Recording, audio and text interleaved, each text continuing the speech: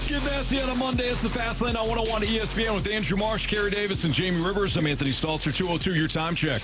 Brought to you by Clarkson Jewelers, an officially licensed Rolex jeweler. Guys, you guys have a nice Father's Day. Yes, it was good. My kids were the pictures you drew. That's pretty cool. So was that the bourbon tasting? Well, thing? that was Saturday. Okay. That was Saturday, which was awesome, by the way. Great event by the St. Louis Bourbon Society out in Cottleville, Frankie Martin's garden. Did you see Cottleville Chris? I did not see him. There were a lot of people there, had a great time. But for Father's Day, my oldest, Carson, had decided, we're going to do an activity, like a family activity. Like a sack race or something. Yeah, no, this was like a sit-down activity. And her activity was that they're all going to paint a portrait of me, including me of myself. Nice. Let me just tell you. Carson and McKinnon crushed it. Like Carson, my oldest daughter, looked like it was like a police sketch of I was like, damn, that's pretty freaking close. After that, McKinnon was close, and then it just started to downhill. So to the point, Big Hoss has no attention span at all. Basically drew a round circle with a beard. Yeah. But it was funny. I was a couple times laughing, to where I could barely breathe because it was so funny. And then we went over to a buddy of mine's house, roofer, we call him, and pool and fun. It was a great day. How about you guys? I just relaxed. I didn't do much. My son bought me a plaque, a football with a plaque, and said he scored his first touchdown in life by having me as a father. That kind of. That tugged at the old heartstrings, didn't it? Yeah, that did something to me. Yeah, I bet it did, man. So that's awesome. That was pretty cool. And I just relaxed. I didn't do much of anything yesterday. Those are good days, too. That is. Those are good days. To be able to sit down and not have anything to do. I know, right? It's a really good day. And when my kids are older now, Anthony, you'll get there at one point, you don't have much to do. I got to sit at the pool, have a couple of beers, relax, enjoy the cooking. Braden cooked, because he cooks at the restaurant now, so he's cooking the meals. Like this I could get used to. That's nice, yeah. That's good, man. You got the chef, the upcoming chef here. Yeah, that was a laid back day for us. Who had actually just grilled some burgers. Kids and the wife got me a Dairy Queen ice cream cake. Ice cream cake. Oh, man. Those are dangerous. Those are real dangerous. You're still eating it, aren't you? Kristen cut a pretty big slice. He ate it all. Don't kid yourself. Nah, there's some left. Barely. Until tomorrow. But I got to be honest, man. Like, after a couple of burgers and the cake, and then I looked over and I saw the kids hadn't eaten all of their ice cream. They had left to play. I'm like, it's gonna melt. Be ashamed to waste. Be ashamed to waste. I didn't move from about 5 to about 9 o'clock. And then I just went upstairs, so it's not like I moved much after that. That's good, though. Yeah, it was good Father's Day. Absolutely. Good So happy stuff, Father's Day, you guys. Yes. Marsh, do we have any business to attend to? We certainly do, Anthony. Are you ready? Yep. There it is. Welcome back, boys. So we have the lineup game for your red-hot St. Louis Cardinals. Looked good over the weekend at Wrigley Field. We got a lot to talk about today with your Cardinals. Yeah, they won 2 of 3, won another series. We're going to hear the Sounders. Carey's excited. I can tell by his face. I'm excited. Yeah, He's so excited today. So he's fine. He's on board. He's on board. Fine. I'm here. So the Cardinals are in Miami to take on the Skip Schumachers. 23-48 are the Marlins this year. Wow, they must have a great manager. They do have a great manager. We love Skip. I'm just saying, I know what he had you're a great saying. year, now he's got a bad year. I mean, a lot of similarities between him and another guy. Yeah. Just saying. Braxton Garrett, the left-hander, is on the hill for Miami. Mason win. Mason win. Gotta be. Show us that win, Daddy. I'm watching the Futures game, and this thing's all over Instagram. It's like, this guy threw a ball 100 across it. That's awesome. But, how many throwing errors does he have? Shut up! No one cares. All right, so Big Burley has had a home here in the 2-hole. Yeah. No buts. Lefty action? Nah, keep him there. All right. He's got to hit. He's got to play every day. I like him there, so All right, that's fine. You like him in the 2-0. Show us Alec Burleson. You're wrong. Oh! Apparently, Jamie. I know. It's my fault. Said it. I know. Is it Goldie back here? It's got to be a bat with some pop here at the 2. Yeah. So, did he? Pedro Pajes. Pedro. Pedro. I mean, Goldschmidt was hitting third yesterday, so I could see him moving up. All right. Show us RL Chalk. No. Okay, so, all right. It's going to be one of those days. Can't be Gorman here. Gorman's been No, it's not He's been Gorman. horrible. real up and Ever since down. I stopped being able to use him. Yeah. That's He what it was. stopped using his bats. Yeah, he knows. Okay. Is it Arenado? No. You move him up? I wouldn't be here. I don't think he would be too. Donovan? You We want them haven't- first and second? Not really. Okay. Who else could it be? So I would think it'd be Gorman, Donovan. You think this is Gorman? I He's just don't. talking about possibilities. Yeah, I'm just talking about Oh, possibilities. okay. Gorman, Donovan. I really don't know who else. Wouldn't be Dylan Carlson. No. No. Oceani. No. Crawdaddy's hurt. Crawdaddy had both the hammy there. Well, Not that he'd be hitting second anyways. just say it. It's not I that think much of a surprise I think it's either Gorman. when you don't use them. Jamie, What? you know. I think it's either Gorman or Donovan. It's got to be. Go ahead, Anthony. You go ahead. You Johnny? choose. No, you Me? choose. Oh, you. You Go choose. ahead. Show us Brendan Donovan. What a shame. All right, let's try this. Show us Nolan Gorman. What the H is wrong with you guys? All right, we haven't tried Carey's suggestion of Nolan Go for it. Arenado. Show us Nolan Arenado. Go on. All right, so this is, it's got to be.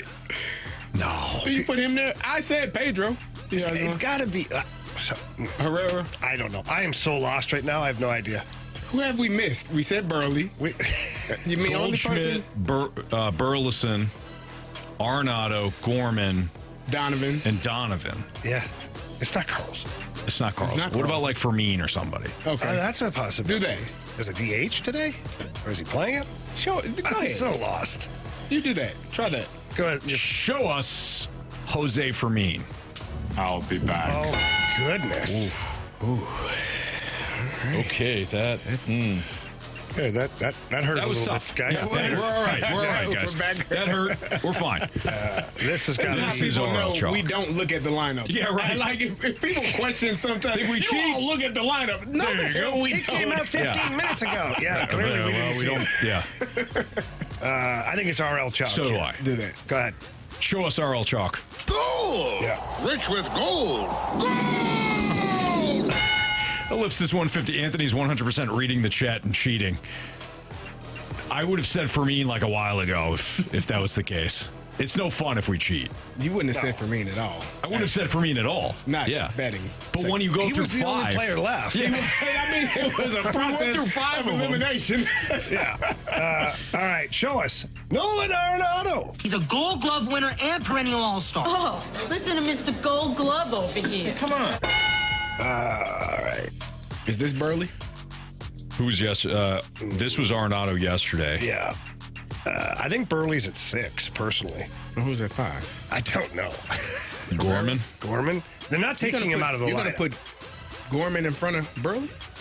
The two lefty bats are not going to go 5-6 in the order. So So this is going to look different. Burley as opposed to Gorman. Do you think Burleson? It would have. I mean, he's not. You're not going to have Gorman ahead of Burley and just saying go. Okay, hold on here. But when was the last time Burleson had a day off? I mean, I know he DHs a lot and things Yeah. like that, but You think he needs a day off? I don't think any of these guys need a day off. But the Cardinals disagree. You're giving him a day but off. if he's not in the 2-hole, So you don't think he's playing today? no. Okay. So I Well, think then this go would be Gorman.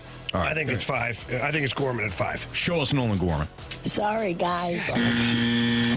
Go ahead, Carey. Show us Alec Burleson. This is terrible. This is Herrera. Go for it. Show us Herrera. I'm just going to say this right now. I think Ivan Herrera is going to hit a home run right here. Marsh just literally called that at Ballpark Village. Wow. Okay, now This is a Monday. 6. 6 is typically Donovan. It was Donovan Well, yesterday. This Gorman's been there too. Gorman is. How'd you say he's been performing, Anthony? Not well, All up and right. down. Mostly Not- down right now. Since Jamie wasn't able to pick him anymore. Right. Seriously. It's really your fault. I'm glad he cooled off. It's time for him to heat up again. You think it's Brendan Donovan? Yeah. Donnie? Now, my confidence is pretty low right now, but yes. You don't think it's Gorman here? I think it's And then Donovan? All right, go Gorman. You guys think it's Gorman? Yeah. All right, majority rules. Show us the popcorn guy. He didn't even let you finish. Didn't even let me finish. At least let me finish, Marshy. Johnny. Hey, this headband's pretty cool. I don't even know what we have, what we need. You need an outfielder.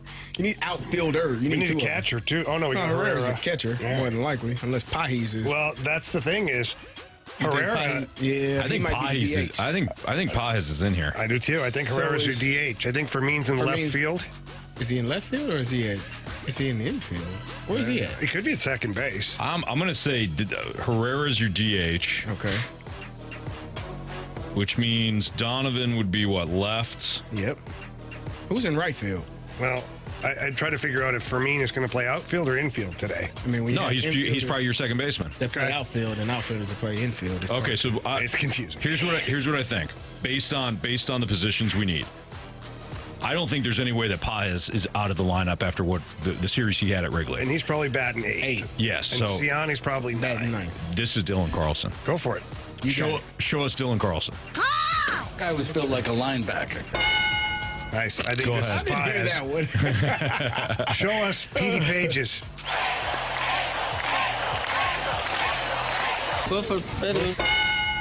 All right, and go for it, Carey. Show us Michael Ciani. Michael. You're not Michael Phelps. You're Michael Cera. All right, we finished. Oof. We finished strong. Did we? I guess we did. We did. Yeah. We put it together Nice. late.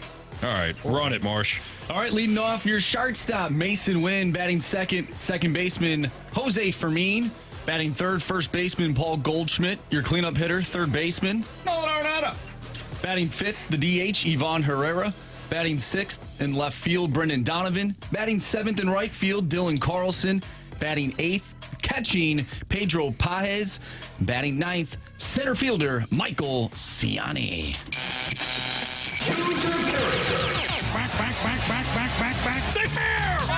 Go Phil! I don't believe what I just saw. Home run. All right, Marsh, you're going here. Yeah, you're up, dude. So, you keep talking about Nolan Gorman being up and down, up and down. I think that he will pinch hit in this game, and I think when he does, he will go deep. Oh, wow. For 10 points, Nolan Gorman. Marsh is going for the kill shot. He is. He is. All right, I'm going to go in a different direction. I'm going to go with the guy that's in there replacing him right now. I think Jose Fermin touches seats today. He'd be a three-pointer, wouldn't he? Yeah. Yeah. I mean, he wasn't he's even on got- a roster yeah. to start the He's season. not had any home runs yet this year. Yep. Yeah. Is it on me? So me, Yeah. Yes. I'm in the same mode that Marshy is in. I wrote it down. I was going with a bench guy, not the guy you chose. I'm going with Burley off the bench Okay. for a 10-pointer. Wow. Pinch hit roll late, 7th or 8th inning. I was. Burley's going to be the first one off the bench. It was one of those two guys I was debating. The only reason I picked Gorman was because Ivan Herrera is DHing, and I don't know if he would put Burleson in as a defensive replacement, but that doesn't mean he can't pitch hit. What's Herrera, a three-pointer or two? He's a two. He's a I'm two. looking at him now, too. Give me Ivan Herrera. It's going to be interesting. Pitcher's Park, so anything could happen. All right, it's Fastlane on 101 ESPN. Do the Cardinals actually have to be elite to find success in the National League? I'll tell you why they don't. That's next on 101 ESPN.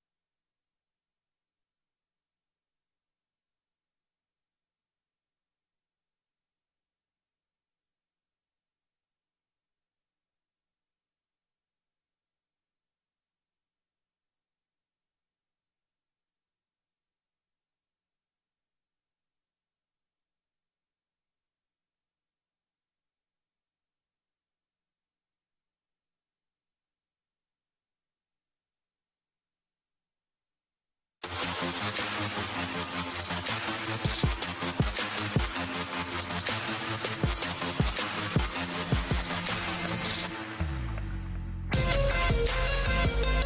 a fast lane here on 101 ESPN. The Cardinals taking 2 of 3 against the Cubbies on the weekend. Gets us into an interesting spot to where we have to wonder, do the Cardinals actually have to be elite to find success in the National League? Or can they just continue to middle and still look awesome in the standings? Carey, your thoughts? He looks disgusted over there. I kind of am. You know, if I'm not mistaken, Friday we looked at the standings and they were 6 games back. Was that correct? I came in Sounds today. about right. They're 6.5 back, and they won 2 games. I am at a place mentally where I'm not fatigued. I'm not worn down. I just don't trust it. It's cool. Like, I do owe you, sir, an apology. Me? Because we've talked crap, right? But you said something so profound at the beginning of this season. Wow. And it is coming to fruition. But you didn't take it a step further. You just said the Cardinals don't have to try because the division stinks. What you should have said, the Cardinals don't have to try because the National League stinks. And so I, Carey Davis, apologize to you, sir, Anthony Stalter, because you were right. The entire league stinks. All of them. And the Cardinals just keep swimming, just keep going. Because eventually you're going to win. Yeah, you probably ain't going to win the division, but you're going to find your way into a playoff game as a wild card, and everybody's going to stand up and clap and applaud and be so excited. And then you'll know what? You'll be at home watching baseball with the rest of us. Because that's what I feel. I don't feel that this team, as it stands, is good enough. Do they need more? Yeah. Are they going to win the division? Probably not. They're 2.5 games in front of the last team in the division, which is cool. Not really. 6.5 games back of the leader. You were right, man. The division stinks. The league stinks. The Cardinals are doing just enough. Just nose. You know when you go to the pool and you just barely have your nose above the water. But you feel good. You're on your tippy toes, but your nose is swimming. No, you're not. You're surviving is what you're doing. Anthony's got to be careful No, I'm fine. when he gets to that point. Yeah. Jamie, you know, we're fine. So that's We what drown I in a feel. hurry. Yeah, big time. That's what I feel. Carey, here, Thank you, by the way, Carey. I Yes. apologize. That's very You nice. were right. I appreciate Very that. profound Yeah. statement you made at Thanks, the beginning man. of the season. Thank you. I I'm feel looking good. at it maybe from a different angle. Maybe like in the NHL this year, the Eastern Conference, I believe they're like the last playoff team finished like 1 point ahead of the Blues. Like, It was weird how and everybody thought, man, that Eastern Conference, those teams stink over there. But here the Florida Panthers and the New York Rangers put a beating on pretty much everybody. So I'm looking at it from the other perspective. Maybe the National League is just so competitive and so good that they all just keep beating each other, so they all hover around that 500 mark. That's a way to look at it. What do you think of that concept? I don't. I just think they're bad, and we're watching it, and we're supposed to be excited about what we're seeing. I'm just, again, I am reserving my excitement until.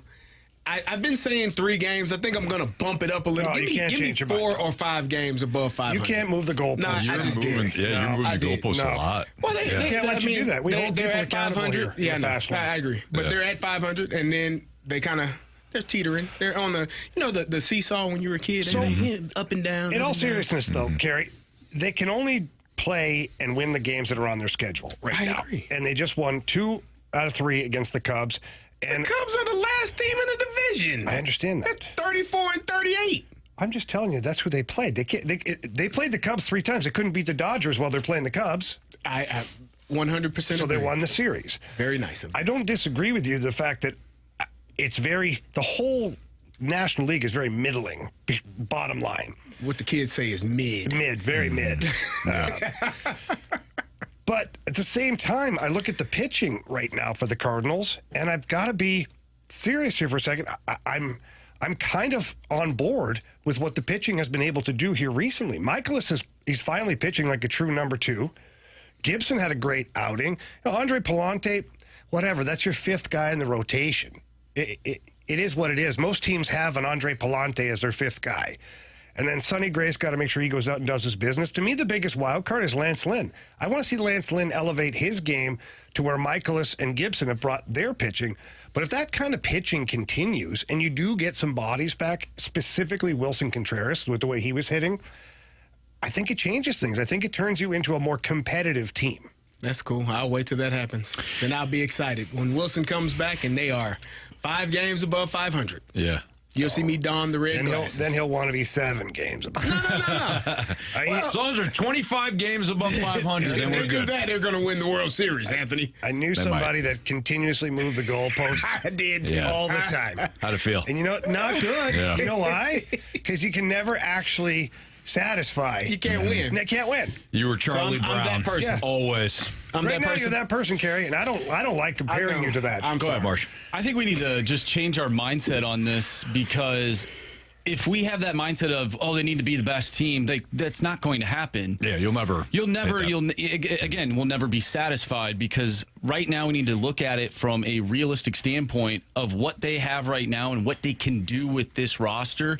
And they're much better than what they were last year. I think that's a start, right? So we talked about, and we have talked about, the just get in mentality. I wonder if we need to flip that to, instead of being just get in, it's just be better than the 12 other teams in the National League. So your comments go hand in hand what I was going to ask, because Carey, you had said something toward the end of your statement there that I think is the most interesting. Are you good with that? Clearly you're not. But are you good? Are you good with the Cardinals being a wild card team? You can still host a playoff series. We did that a couple of years ago. It was great. We did it. It was so much fun. Okay, having playoff game here and what happened? Did we? No, it didn't go well. Okay. Yeah, no, at all. Okay. But do you, after last year, do you just want to see them in the playoffs? Because Marsh is right. You're not going to be the Dodgers. You're not going to be the Phillies. You're not going to be. The Braves are really struggling, but the Braves it has taken Spencer Strider going down and some of their other, pitchers to be hurt for the Braves to really kind of slack off here. But knowing at the start of the year you weren't going to be able to match the high spenders, are you okay with them being the second wild card?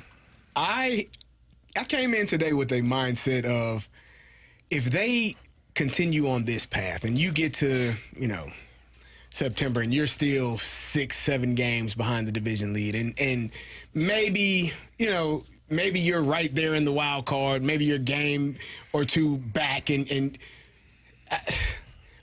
let's say the trade deadline. Mm-hmm. Do you know how much you could get right now for some of these guys to make your team better for next year and the year after, if you are just going to barely get in? Like, if you're just going to make the cutoff and just get in and really have no chance, in my opinion. I mean, again, once you get in, anything is possible.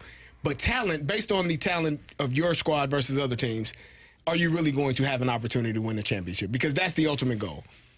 If you're just getting there and you just have enough to get in and probably lose in the wild card round and be done, maybe you should take a hard look at some other options to bring more talent to this team for the next 3 to 5 years. Like, I think they can do that, but I also think they can change a lot of, like, last year was just so bad. It's just terrible. Mm-hmm. So for them to get into the playoffs this year, it's a step in the right direction. John Mozeliak's tenure is coming to an end. It's coming to an end. So we'll see whoever the heir apparent is, yet to be determined. Mo Jr. Maybe it's Mo Jr. But either way, like, as a Cardinals fan, I'm happy with them in the wild card right now. I don't expect the Dodgers to be wearing the birds on the bat, meaning, like, I don't expect Mookie Betts to be wearing a Cardinals jersey. We are what we are right now as Cardinals. Mm-hmm. And I think it's okay for now. But I also don't think you stop trying to get better. I don't think Mo sits at his desk on trade deadline day and does nothing. Like, you're okay, you got in, you limped in, but now, like, what else can you do? See, I agree with you big time. You have to always improve yourself, whether you're in first place or you're mid. You have to improve yourself. if I'm being honest, like the standards have, it bothers me that the standards have lowered. Right. It does. It bothers me that the St. Louis Cardinals standards have lowered to everybody just kind of embracing just get in. Like, that bothers me. It's not just the Cardinals. It's not just the Cardinals. Baseball has lowered its standards. Oh, we're not the Phillies. We're not the Dodgers. We're not the Orioles. So try just enough. I don't like that. I don't like that for the league. I don't like that for the Cardinals. I don't like that for any team, right? I want to see a competitive league, and I want to see the standards go back up for the Cardinals. I also want to see them in the playoffs. Like, if I'm being honest, I don't want last year again. No. I don't want to get to July knowing you're not going to make the playoffs. I hate that. I hate that for the city. I hate that for us who, we talk majority Cardinals.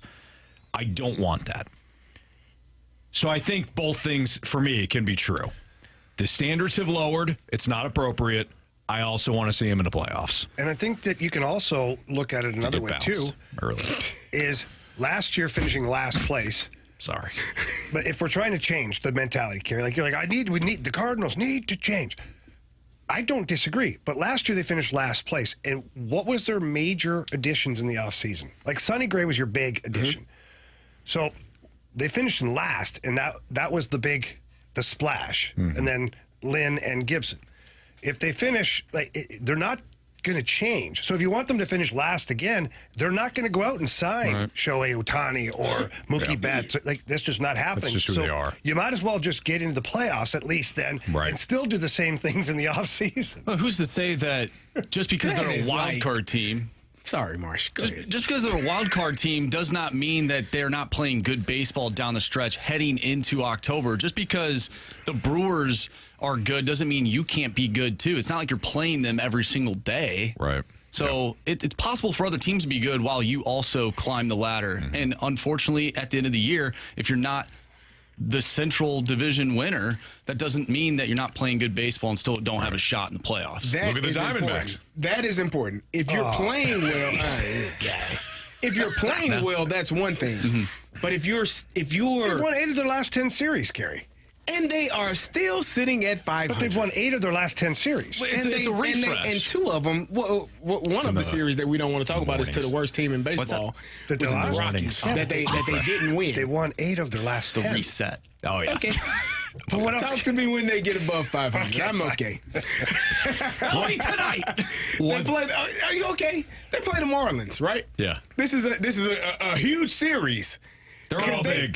They all are big at this point because they should do what in this series? Win the series.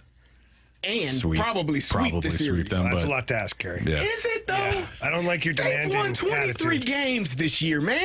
That's is that baseball, asking though. That's how baseball goes. That's 23 baseball. big games. 23 big games. And if at the end of this series it's 25 or 26. Yeah, then that's an issue. Then you It's lost been an issue. Hey, When then is it you not? lost the series and you have another chance. The Giants this weekend. Yeah, keep it fresh. That's right. Take me now.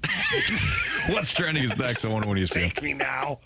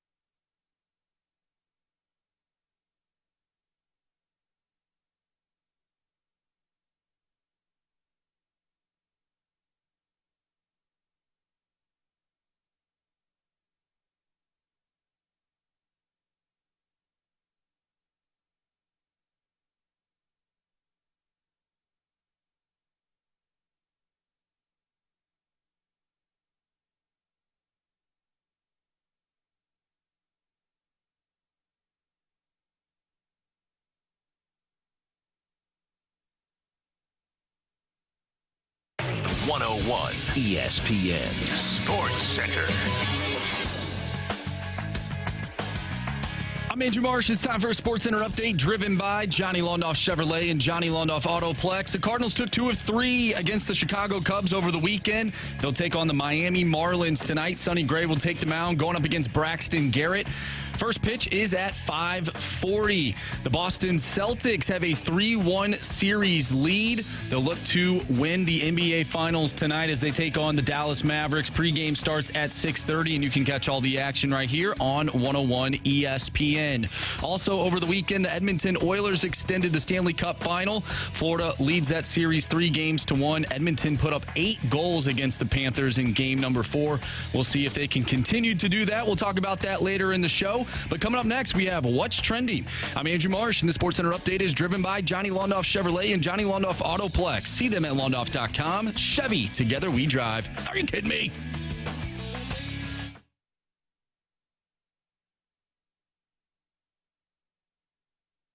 It's time to find out what's going on in the sports world with What's Trending Now. Brought to you by Goodwill. Donate a car and get tickets to the St. Louis Cardinals.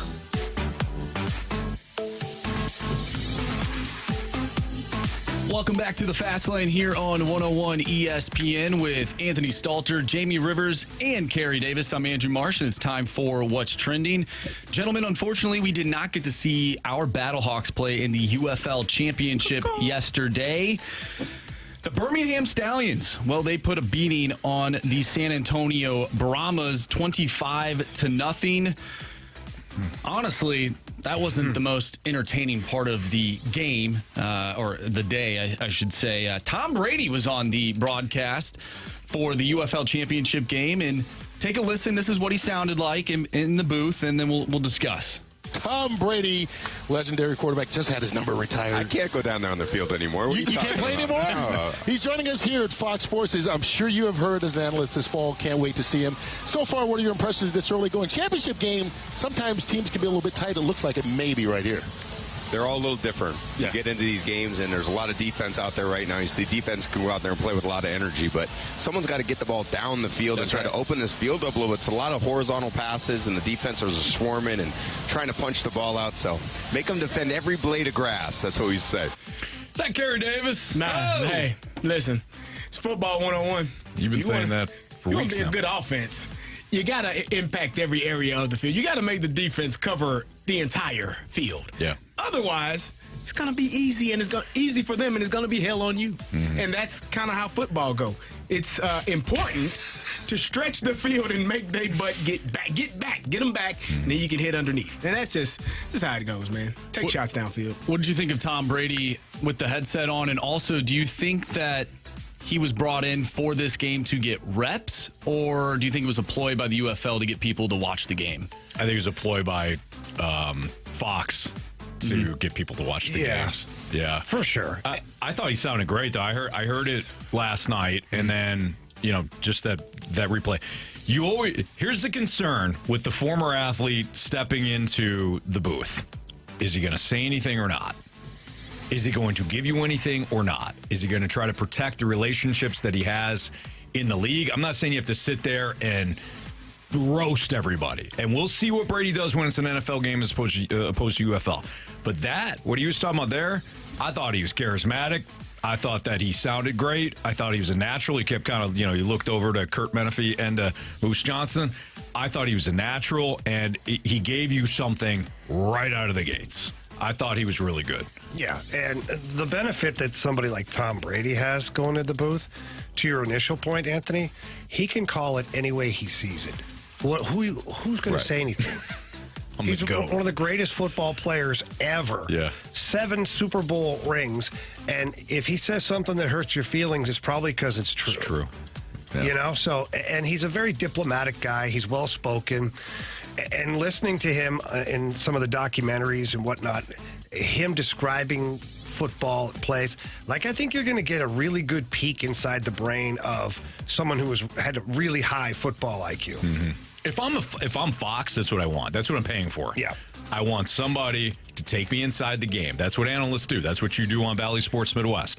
Take me inside that play. You know what happened. I saw it. You know what happens. Just, tell me what I need to know. If I'm paying Tom Brady, I'm Fox, I'm paying him. That is what I'm paying you for. Bring me inside.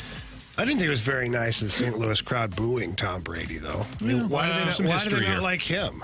I don't get it. Jamie, there's a time where, the team that Tom Brady played on had allegedly filmed the practice of the St. Louis Rams. No, that was just a big misunderstanding, Carey. I mean, they did come out and say what didn't happen. However, the Rams had practiced on some plays that had never been seen before, and somehow the Patriots were well prepared for said plays.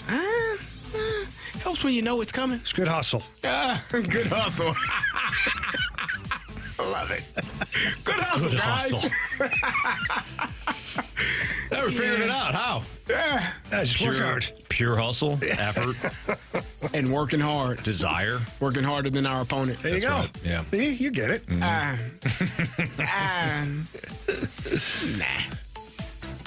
Did you guys see the U.S. Open where Bryson DeChambeau ends up winning and Rory McIlroy missing a putt that I think all of us probably could have hit? 496 putts inside 3 feet that he's made consecutively. And he misses 16 and 17 that are like 3-footers. And they both lipped out. Then he was all cranky, didn't stick around for his media availability. Like, come on. Let me take that back. I don't know if all four of us could hit that putt. Yeah, speak for yourself. Because I don't know if I could. In that situation, I take that back. I take that back. Yeah, no, I wasn't leaning into that. I just meant like he should have made it, right? Oh yeah, he totally should have. And he has blindfolded. Yeah.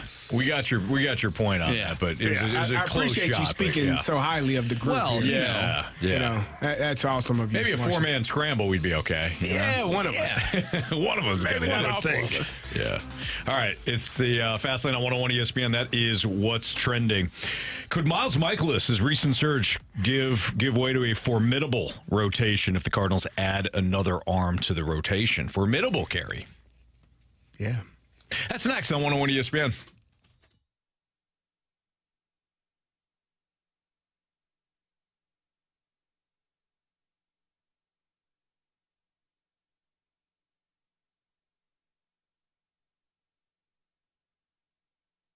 Hey, it's Carey, and Window Nation is extending their semi-annual sale. Right now, you are getting 50% off of all window styles, plus 0 interest for 5 years, and an additional bonus if you schedule that appointment today through June 30th. All you have to do is call 866-90-NATION. If your windows are old, if they leak water, maybe they have condensation, moldy, rotten, they get hot to the touch, or you're just tired of paying the high utility bills for heating and cooling, schedule a free, no-obligation quote today. Call 866-90-NATION or visit them online at windownation.com. They can install those windows in 1 day or less. Window Nation's windows come with a lifetime warranty. All they do is windows. They are experts. They installed over 200,000 windows just last year, 40 times more than the average window company, with a 96% of those requiring no follow-up service. So again, reach out to them today. It's simple. Their semi-annual sale is now through June 30th. Call 866-90-NATION or visit them online at windownation.com and tell them Carey sent you.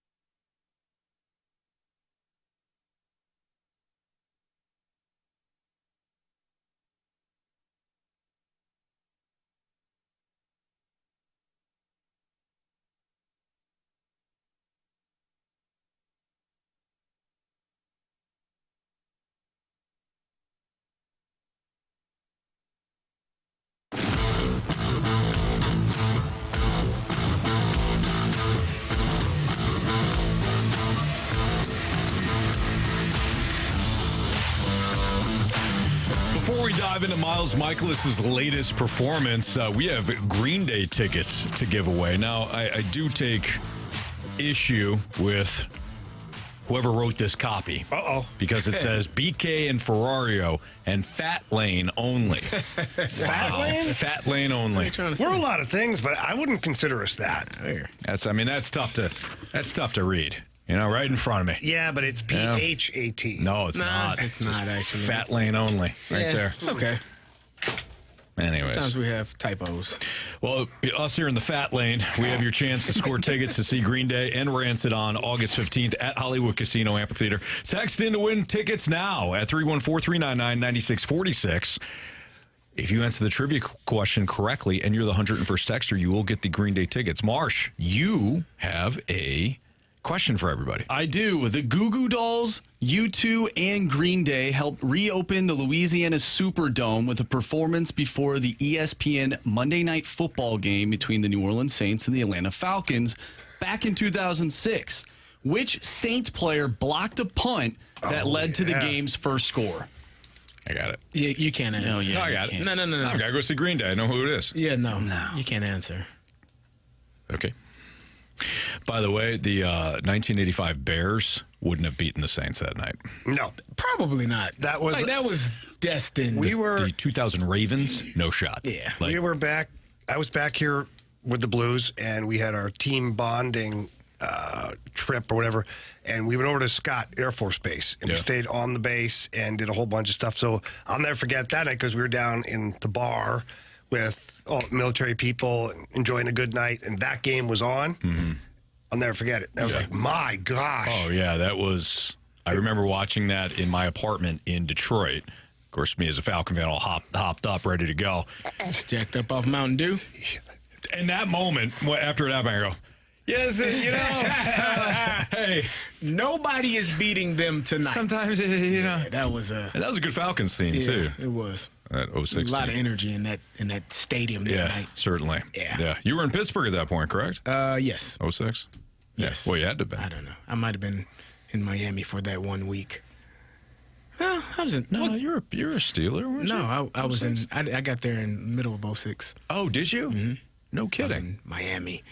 With Saban. Old Nicky Saban. Wow, old Nicky football Saban. That's right. Yeah.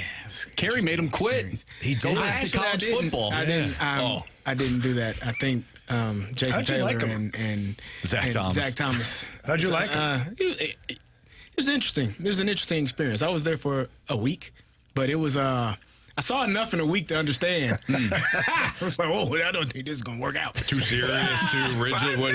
Just too much of a dad. Too many grown men to speak to in a certain way, and how he spoke to his assistant coaches is better suited for college football. Yeah, it was bad. So you went Indy, Atlanta, Miami, Tampa. Oh, Tampa. Yeah. And you hated that experience. It was okay. You didn't like was it the special teams coach? No, I didn't. Rich Bisaccia. He's the guy that wanted to be the interim for the Raiders. Love him. Yeah, whatever. He's a mother fast lane if you ever seen one. That's incredible. And then, all right, so Tampa, then Miami. Yeah. And then Pittsburgh. Found your home in Pittsburgh. Yes, sir. That's awesome. All right. And then obviously won a Super Bowl with the Steelers. So Marsh threw out the question. Again, text in 314-399-9646 if you have the correct answer and you're the 101st texter to the question, which was the Saints when they beat the Falcons in 06, when they reopened the Superdome following the Hurricane Katrina national disaster. Who blocked the punt? And the person is very significant. If you know his back, what transpired following his playing career. A lot of people know his name, certainly. So if you have that name, text in, and then you can find all the ticket details and a bonus chance to score free tickets to Green Day and Rancid at 101ESPN.com or on your 101 mobile app. We didn't get into the Miles Mikolas situation, so let's get into that next. So Miles Mikolas, another outstanding performance over the weekend at Wrigley Field. If you look at his numbers now, the last 4 or 5 starts, he has been excellent. Sonny Gray has been the Cardinals' best pitcher, certainly. Miles Mikolas, though, now, him and Gibson have been kind of right there at number 2. If the Cardinals add another starting pitcher, Does this rotation start to become formidable? We'll talk about it next at 101 ESPN.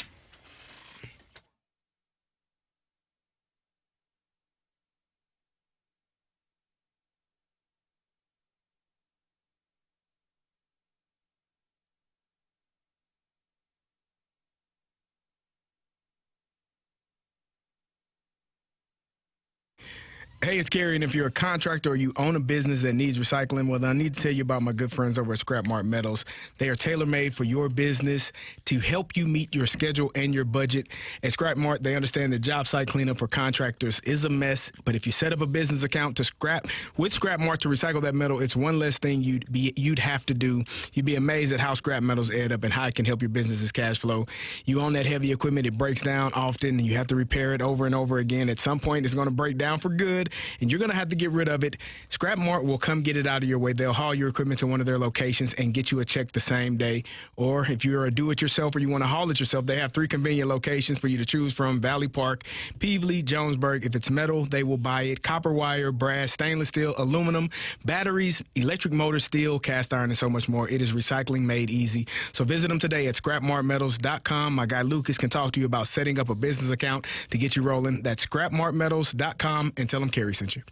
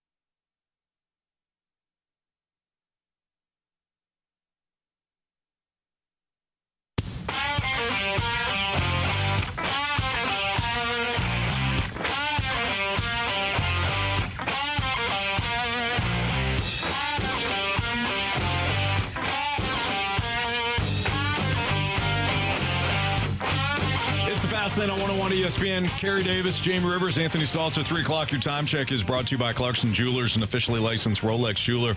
Another excellent outing by Miles Mikolas over the weekend, and he is starting to compile excellent outings.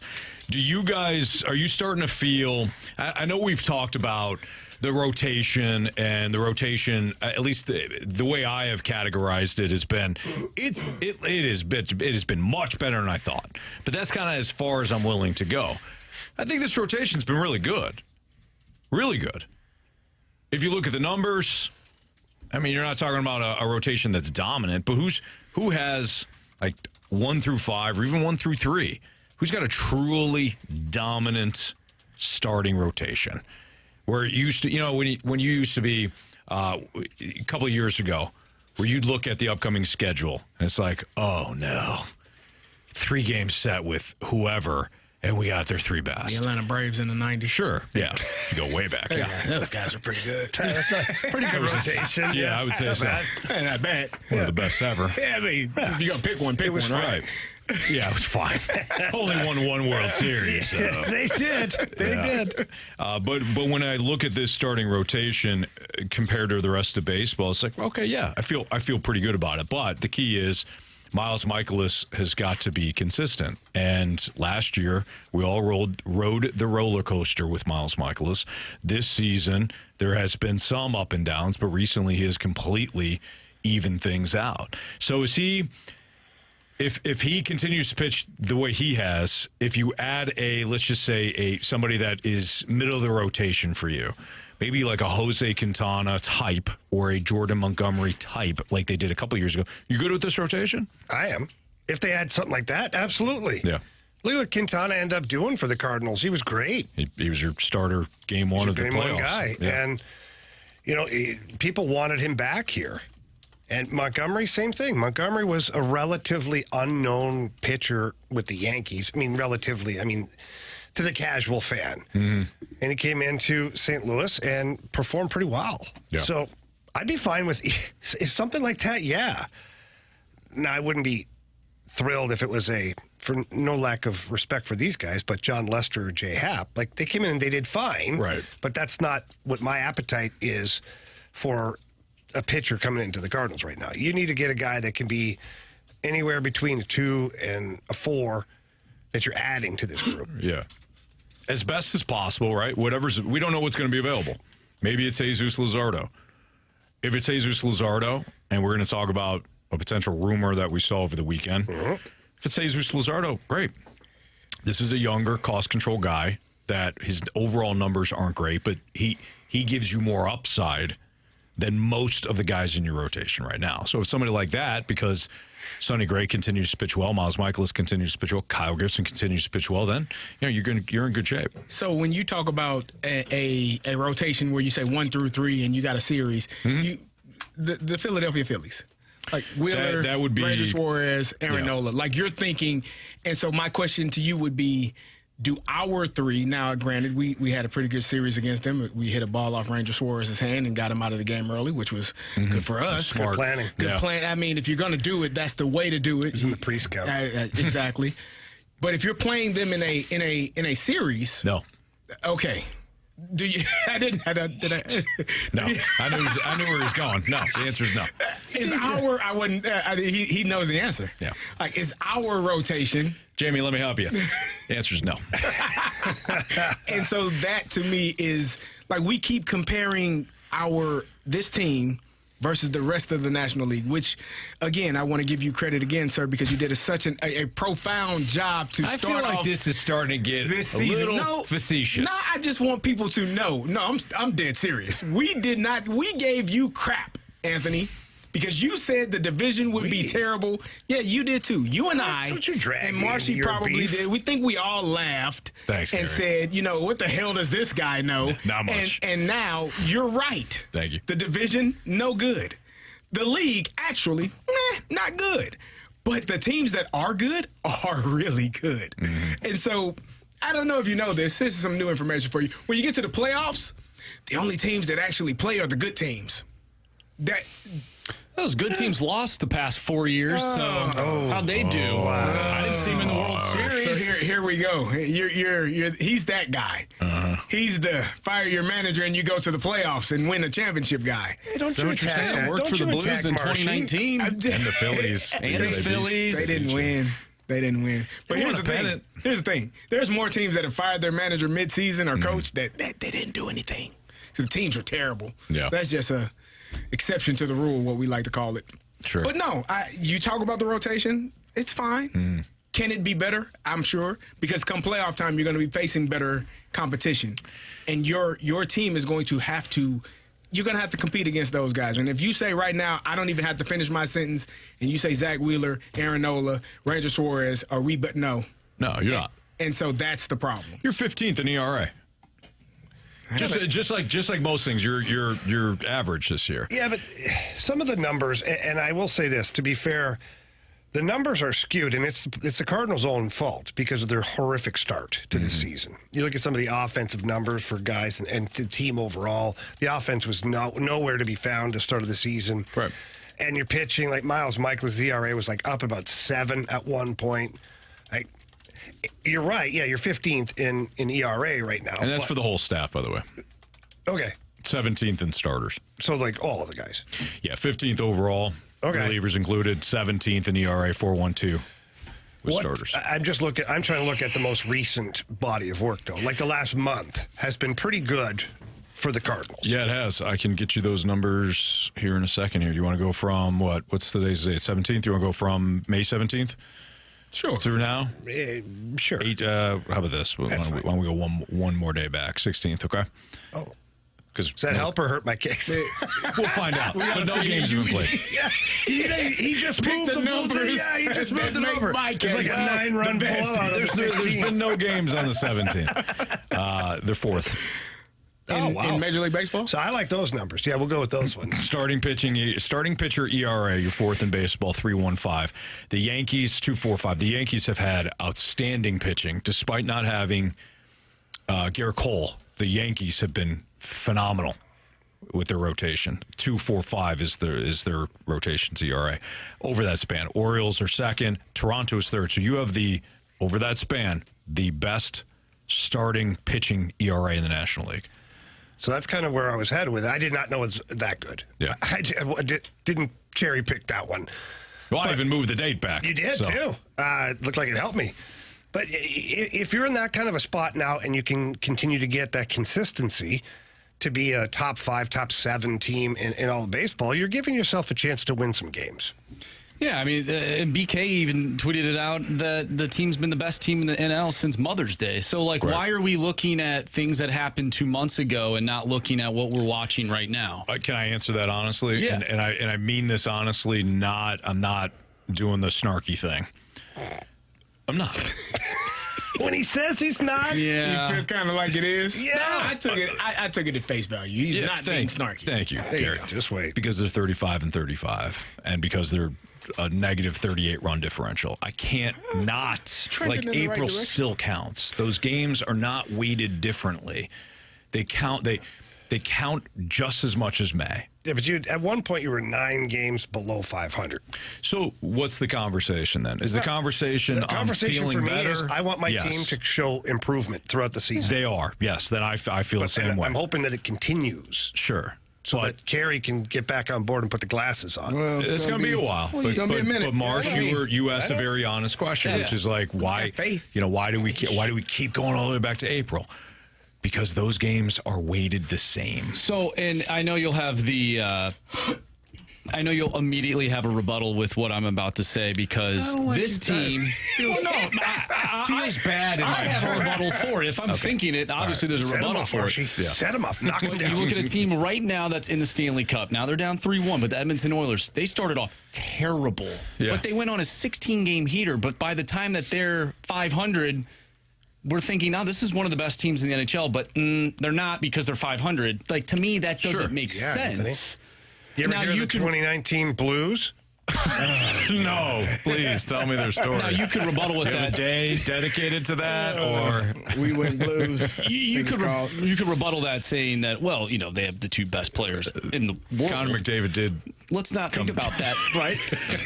But let's look at this team right now because this is, and I prefaced it saying that I would. Yeah. It's a good point. Yeah, it's a good point. Where was It's a what have you done for me lately? And right now, the Cardinals have been doing a lot for us lately. Where preseason, you know better than I would. Where were the Oilers? What was the national vibe on the Oilers coming into the year? Yeah. Oilers? Okay. Yeah. This was like Stanley Cup or bust. And that's why they fired their head coach. So quickly, yeah. So the narrative is a little bit different with that, in my opinion. So you bring up a great point. Hey, they come back and oh yeah, but it's this is a team we expected. Now look at them. Whereas the Cardinals, it's okay, you just dug out of a bad hole in April. Mm-hmm. We didn't know what to expect really with the team. We didn't think that they were going to be great, right? Did anybody think they were going to be great? The Cardinals? Yeah. I thought they were going to be first place in the division, though. Okay. From the very beginning of it all, I had them pegged to win the division. Do you think that they're finally playing up to their potential? Closer, yeah, absolutely. And they haven't even had the team that I believe John Mozeliak envisioned heading into the season. We have not seen that team yet. That is true. And you're getting closer to that. We're getting closer to it. Because Wilson Contreras has started a rehab assignment. Steven Matz, if he does another rehab, I think that's his 4th start. He pitched well over the weekend. So Steven Matz is coming back. I realize it's only Steven Matz, but no, they all it's matter. a veteran. You know, it's a veteran fifth starter. Apparently starting Tommy a rehab Edman. stint. We'll see him in a couple years. And Anthony. Who else? Lars. I don't know Lars what's going on with the Wilson Newt. I haven't heard Gutierrez. anything from the Newt. Yeah. He's grinding somewhere, though. That pepper grinder. Yeah. I also think to this whole playoff, because I feel like we like to judge this team based on something that's going to happen in like 4 months. We have no idea what's going to happen. The Phillies, all three of their pitchers could get injured. Who knows? Well, look, we just saw Mookie Betts go down. Right, for exactly. The Dodgers, like, does that change things? Maybe. The Dodgers are still pretty loaded, but I also think this Cardinals bullpen is pretty damn good too. And if they can stay healthy and not be overused as the season goes along, that also plays a factor in October. And I think the Cardinals have the upper hand against some of these teams. Hey, get to the trade deadline and be a contender. Whatever that contender level is, we can have that discussion then. But just be a contender. Give Mozeliak an opportunity to add to this thing. I'll probably just add a reliever, but still. It's an addition. It's an addition. That's right. All right. It's Fastlane on 101 ESPN. Based on Doug Armstrong's comments recently, are the Blues not going to make any big moves? Can he make any big moves? That's next on 101 ESPN.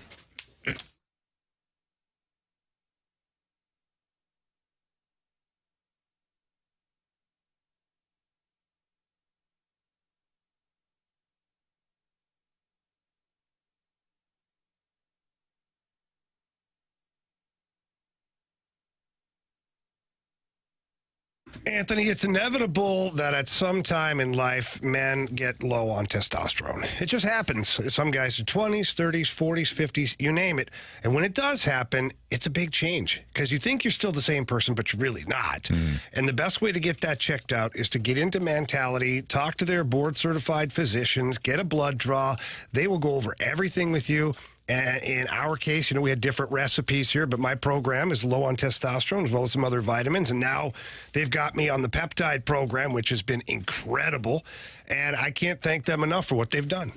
Jamie, we're probably talking to people right now that are in the same boat that you and I were, where we are feeling sluggish. We knew we were capable of more, but we wanted something that was going to actually work. And I know you and I have done the same thing with the supplement route, and all of a sudden you're like, I'm spending a whole bunch of money. I'm not seeing the results I want. And supplements are fantastic. Don't get me wrong. The right one's great. But when it comes to Mentality, the program is so effective. You don't feel like you need much else. You feel like this is who I am. This is what I'm capable of. I sleep better. My energy is high throughout the course of the day. I feel great throughout the course of the day. I know you feel the same way. So if we're talking to somebody that just wants to see results, wants it safe, Mentality is both. Tell them that Jamie and Anthony sent you in there when you go down. It's two locations, one in Chesterfield, one in South County. You can also visit them at lowtusa.com. It's Mentality.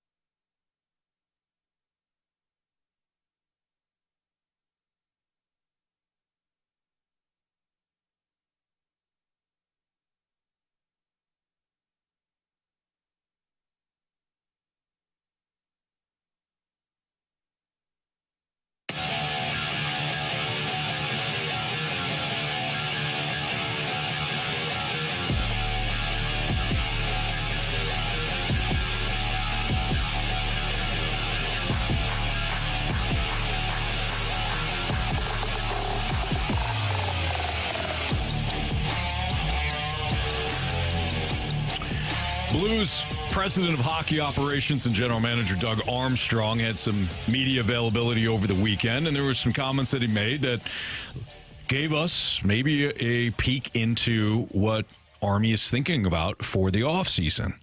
Here's Doug Armstrong on the Blues and whether or not they're open to trading for players that could help them in the future. We are in the mucky middle, I think we finished 16th, or a point ahead of, teams on the other side that got into the playoffs.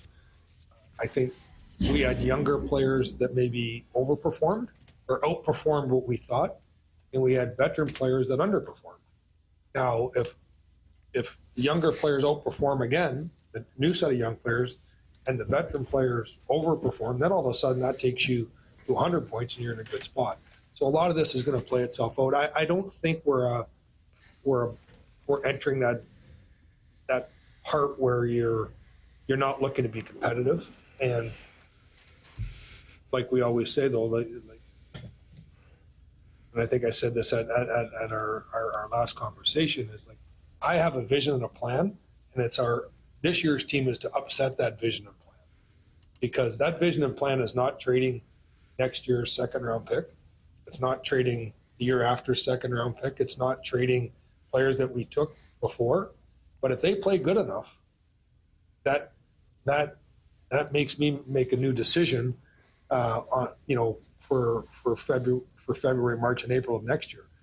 This year, I didn't feel that there was enough information for me to say, you know what, we're going to trade, this year, some of these seconds and thirds, because we're at the cusp. And, I got to say, if we beat Nashville at home and we put them 6 in the rear, with games at hand, that probably changes my thought process at the deadline. But we didn't, and I didn't have to. And it's their job now to make that a much harder decision. How important is it, Jamie, to put 6 in the rear? Well, at that point, Anthony, it was huge playoff implications. Mm-hmm. And you got to do what you got to do in order to get into the playoffs. Makes sense. Yeah. It doesn't sound like Army, guys, it's not like he's closed for business, but I don't envision him, based on his comments there, where he's going to make a lot of wholesale changes. One, I don't think he can. You've got the current contracts that you have. You've got some no trade clauses on players that, even if you wanted to move, make it difficult, not unlike a year ago.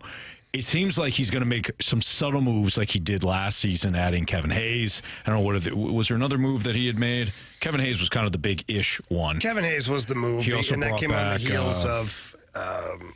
the heels of trying to involve Torrey Krug in a trade. Right. Anyways, it doesn't seem like wholesale changes or even one big move is coming this offseason. Well, Army wants the team to disrupt his plan. And his plan is to stay relatively the same, let the young guys develop, let Robert Thomas get another year of maturation under his belt, see what your D-core can do. And that's the plan right now. He's not looking to go from just missing the playoffs to Stanley Cup contender.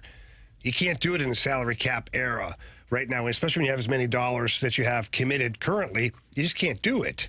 So the best way to do it then is to make sure your team can continue to develop and your younger players evolve into bigger roles. And now you have clarity in a year or two of what exactly you need in order to be a contender again.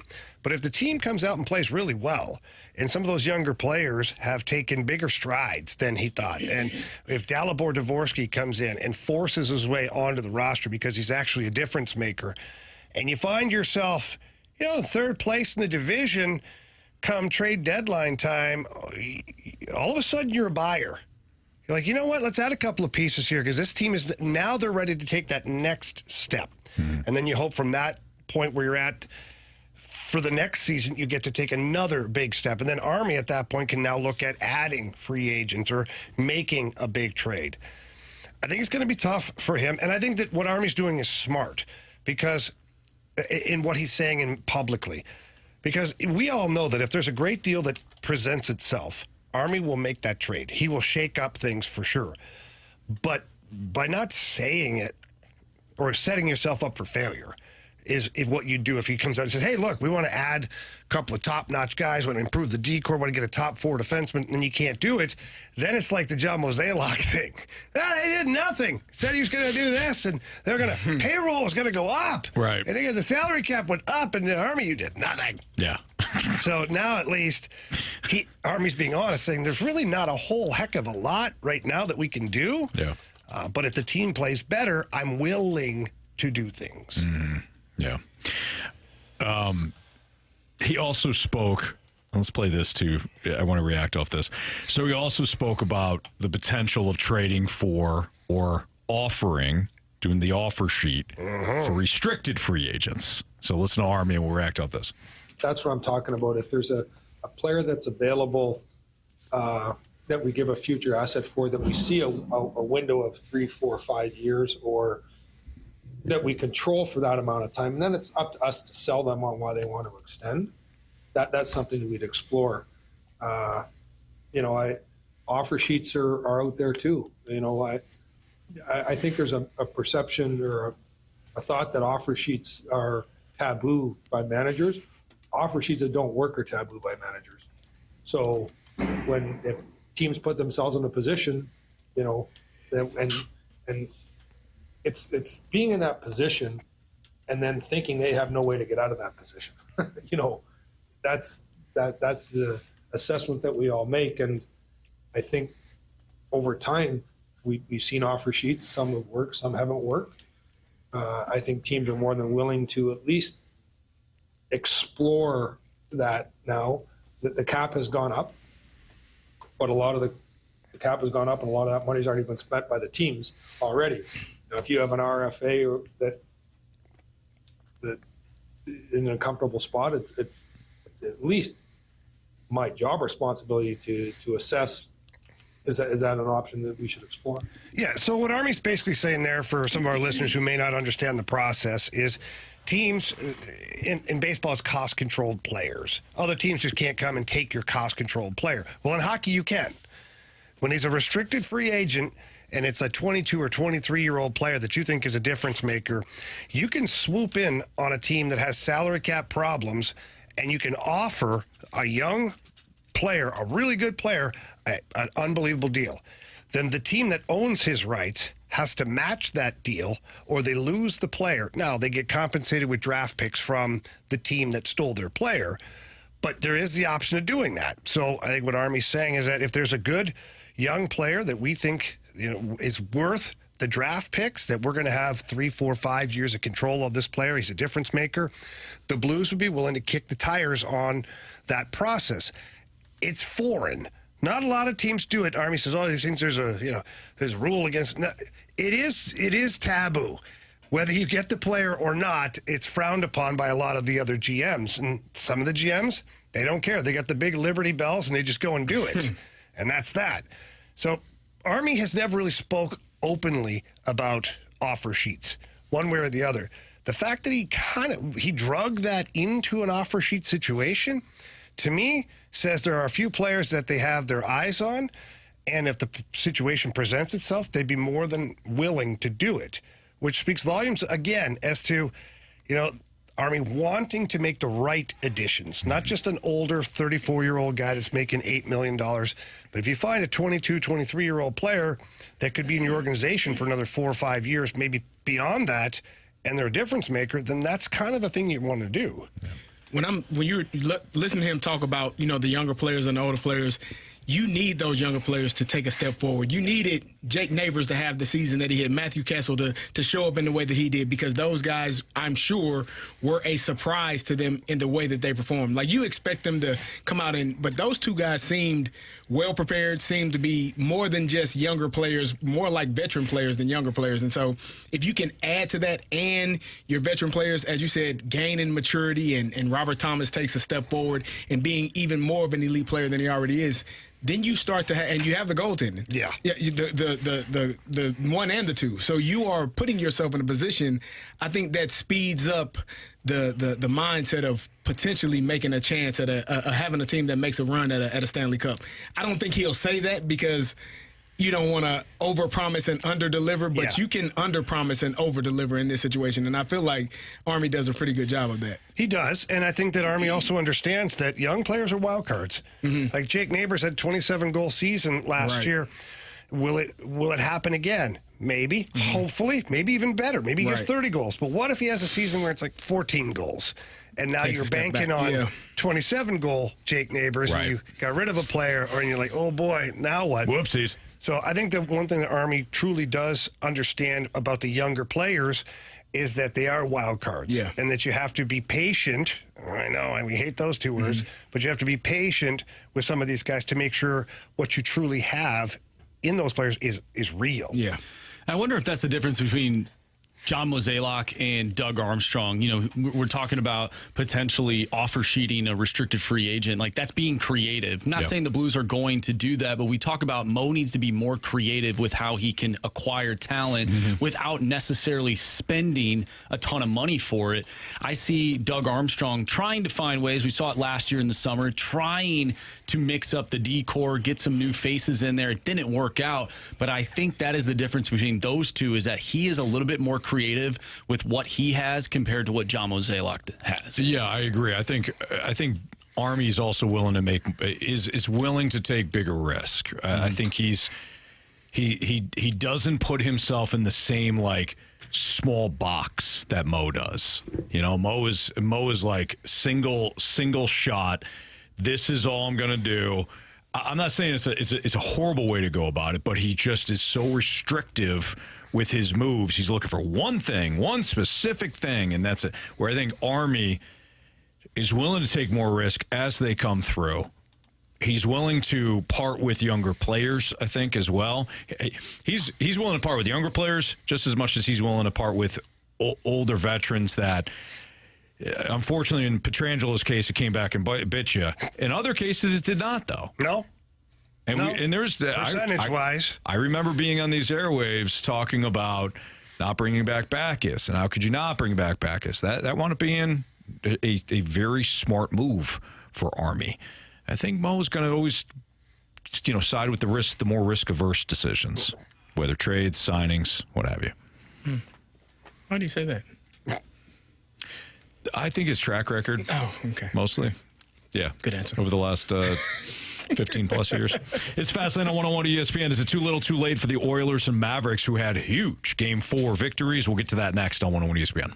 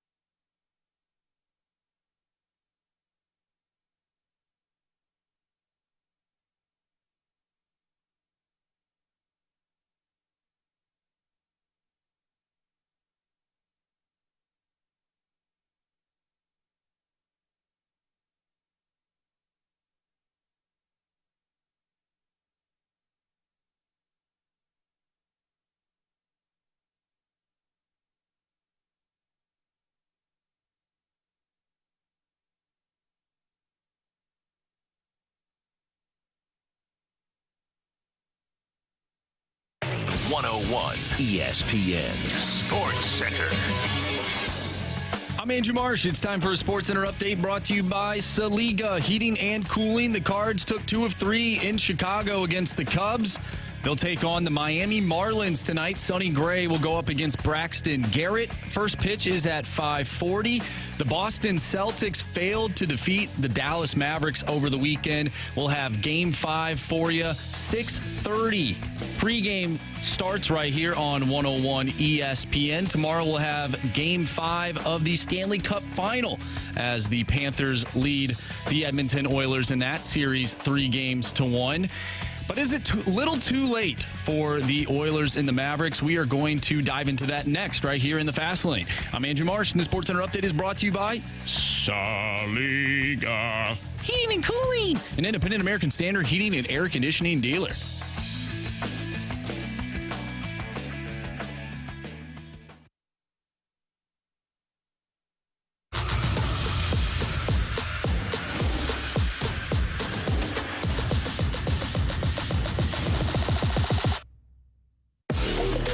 Well, despite their blowout victories in Game 4, is it too little too late for the Oilers and Mavericks?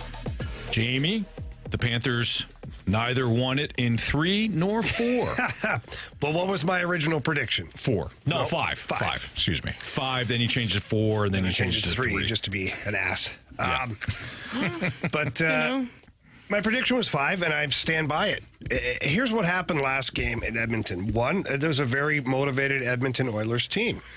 And the Florida Panthers, there's a reason why every guy that's ever won the Cup says the hardest game to win is the last one. It is, because the other team's backs are up against the wall, and there's nerves. There's all sorts of things going through players' minds on the team that's going to possibly win the Cup. And the Oilers are a rush team. It's no secret. They generate almost all their offense off the rush and the power play. And I think 5 or 6 of the goals last game were off the rush. Mm-hmm. Florida did not defend the rush well at all. And it started off early in the game, too, where poor Marshy, his 10 straight saves to start the game, first shot on net was a goal. Hey, if you're going to lose, get it over with early. Forgot about that. But that played into kind of what happened is the Panthers ended up behind so quickly, so early in the first go of that period that they opened up the game, not even wanting to, just unwillingly opened up the game because they're trying to win the Cup. You get so hungry, you lose focus a little bit, and you could just see the wheels starting to fall off. And then the Oilers kept capitalizing on all of their opportunities. Skinner had a good game as well in net for the Oilers. I think that what happened was probably the best possible thing. It would have been way worse if the Oilers win like 3-2, nail biter, overtime. Now you're crushed, you know. Halfway through that game, the Panthers were like, okay, this one's over. Mm-hmm. Let's just put it in the books, whatever. Burn the film. You burn the tape, but you do highlight the fact that, hey, guys, this is what happens when you break from the structure. Right. If we do that again, they will score goals like that. That's what they do. That's what they've done all season long, is punish people for letting them play off the rush. Yeah. So go back to what we've done every single game this postseason, except for that one. And we shut down the middle of the ice. We establish our forecheck. We take away all the good shooting lanes, and we force them to play our game. Mm-hmm. I still think that this is over. I think tomorrow night the Panthers will lift the Stanley Cup for the first time in franchise history, just because they're going to go back to exactly what they're supposed to do from the beginning. So is this a case of it's not really what the Oilers can do to get back in the series, but it's basically what the Panthers won't do or will not do correctly if the Oilers are going to get back in the series? Like, the Oilers can't do anything if the Panthers are playing their structure, right? Like, there has to be a breakdown in order for Edmonton to get back in this. I agree with that. It kind of plays into what you're saying, Jamie, and it plays into what we talked about at the start of the series, which is that the Panthers are set up for, they have a playoff roster. The way that they play wins in the playoffs. It would have to be a breakdown like we saw in Game 4. even if it's just a little bit of a breakdown, a little bit of laziness sets in for Florida, then I think Edmonton comes in. But no, this is the Panthers series. It is. And let's also not lose focus on the fact that Sergei Bobrovsky was like a .982 save percentage going into the last game. And it just, the wheels fell off there for him, too. And that's why I love Paul Maurice got him out of the game early. As soon as he could justify it, he's like, hey, Bob, get on the bench. It's not your night. It's not your night. It's not your fault. Let the next guy Let's hang it on the rest of these guys here. Yeah. And he rolled 4 lines consistently. Like, he didn't overuse any of his players. It is going to have to take something that the Florida Panthers do wrong in order for the Oilers to capitalize on that. I will say this. If the Oilers do win tomorrow night, now it could get scary because now you're headed back to Edmonton. You're making that long flight again. That's a hyped-up crowd, a hyped-up team. If you're the Panthers, you have to get the KO tomorrow night. Yeah. That's what I was going to say. I mean, the same thing with the Boston Celtics. Like, to lose, they lost by 38. Like, you lose in the manner of the starters for the Celtics and the Mavs were out by by end of third quarter. Like, they didn't even play the fourth quarter. It's, to me, winning the last game of a series to win a championship, I'm sure, is one of the toughest things in the world. But you shouldn't lose like that. Like, you shouldn't lose 8-1. You shouldn't lose by 40 in a final. Like, I don't care how hard it is. Yeah, you get to go home. Maybe you get to win in front of your home fans. But like you said, if either one of those teams win, and now you get to go back to Dallas, or you have to go back to Dallas, or you have to go back to Edmonton.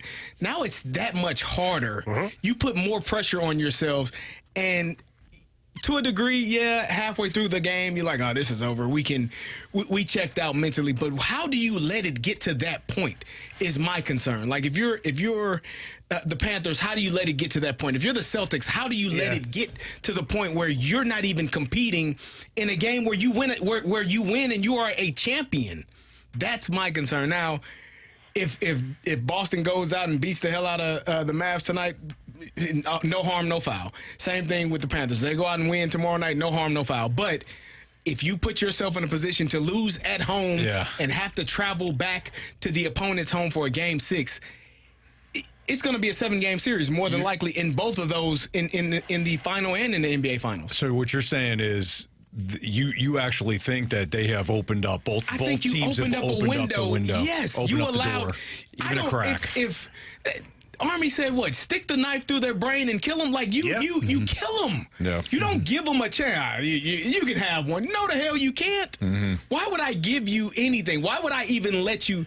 The Mavs were dead in this series. They had no defense. They had one guy that was scoring, and Kyrie was non-existent for a period of time. Jason Tatum, Jaylen Brown, all of them were rolling, playing well, backdoor because everybody's scoring, having fun. And then you allow them to feel like they can compete. Sure. No. You don't give them any breathing room.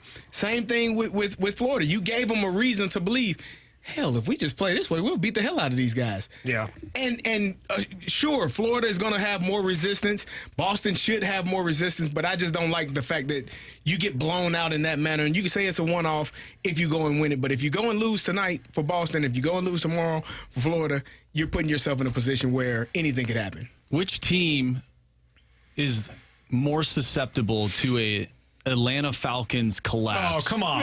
Is it the Boston Celtics or is it the Florida Panthers? They didn't play a series, Marsh. It was one game. It was even worse. It was 2 quarters. You could have gone to any other series. There's been a lot of series meltdowns. Not in the NBA, but jeez. You had to go that route?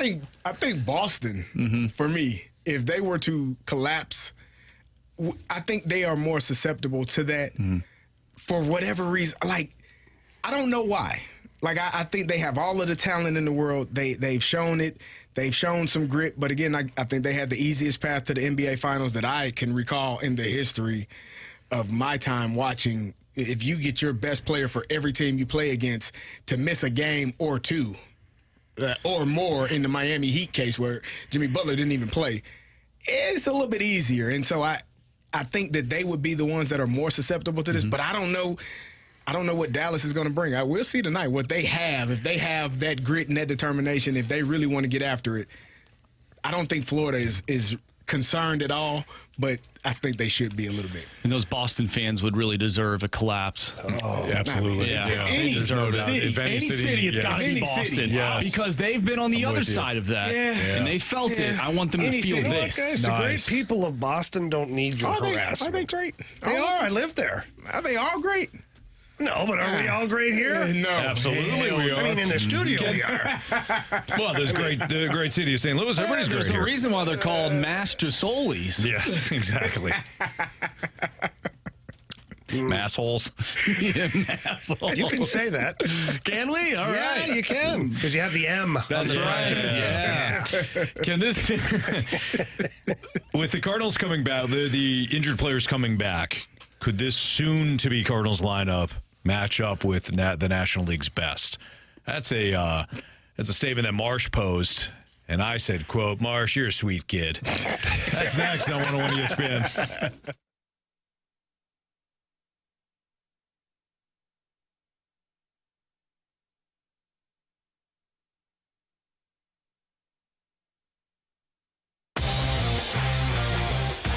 If you are in the market for replacement windows, please call my friends at Window World with your very first opportunity. They are the preferred window of your St. Louis Blues. Window World, first of all, they thrive on their customer service. They want to make sure that everything is taken care of properly and that not only do you get an amazing product, but you feel like you've been taken care of accordingly. And the product is fantastic. If you've ever seen replacement windows that break easy or that maybe they leak air in and out, no, don't worry about that. Window World has a double strength glass that you just don't see in other replacement windows, which means the durability is much better and the efficiency is really good. Going to keep those payments down when you're trying to keep the hot air out, the cold air out in the winter. They also give you a lifetime warranty that covers all the parts, the glass breakage, and the labor. And right now, offering 36 months, same as cash financing with approved credit. And all you have to do is pick up the phone, tell them Jamie Rivers from 101 sent you in, and you call them at 314-993-1800. That's 314-993-1800 or windowworldstlouis.com.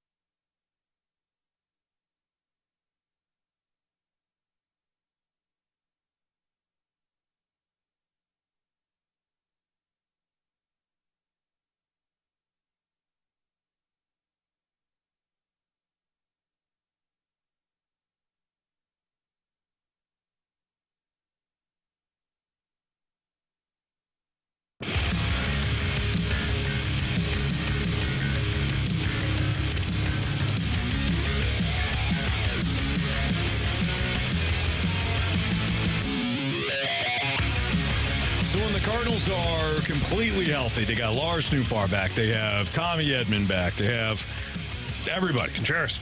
Wilson Contreras, the main part of that. Yes.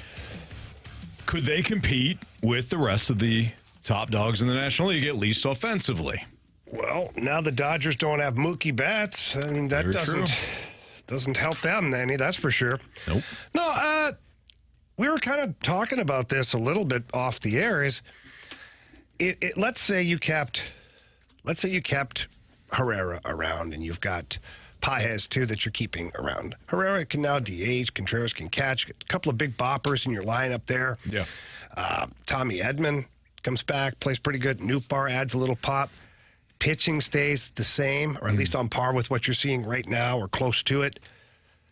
Like I don't see them being in the Phillies, the Braves, or the Dodgers category, but I also wouldn't count them out.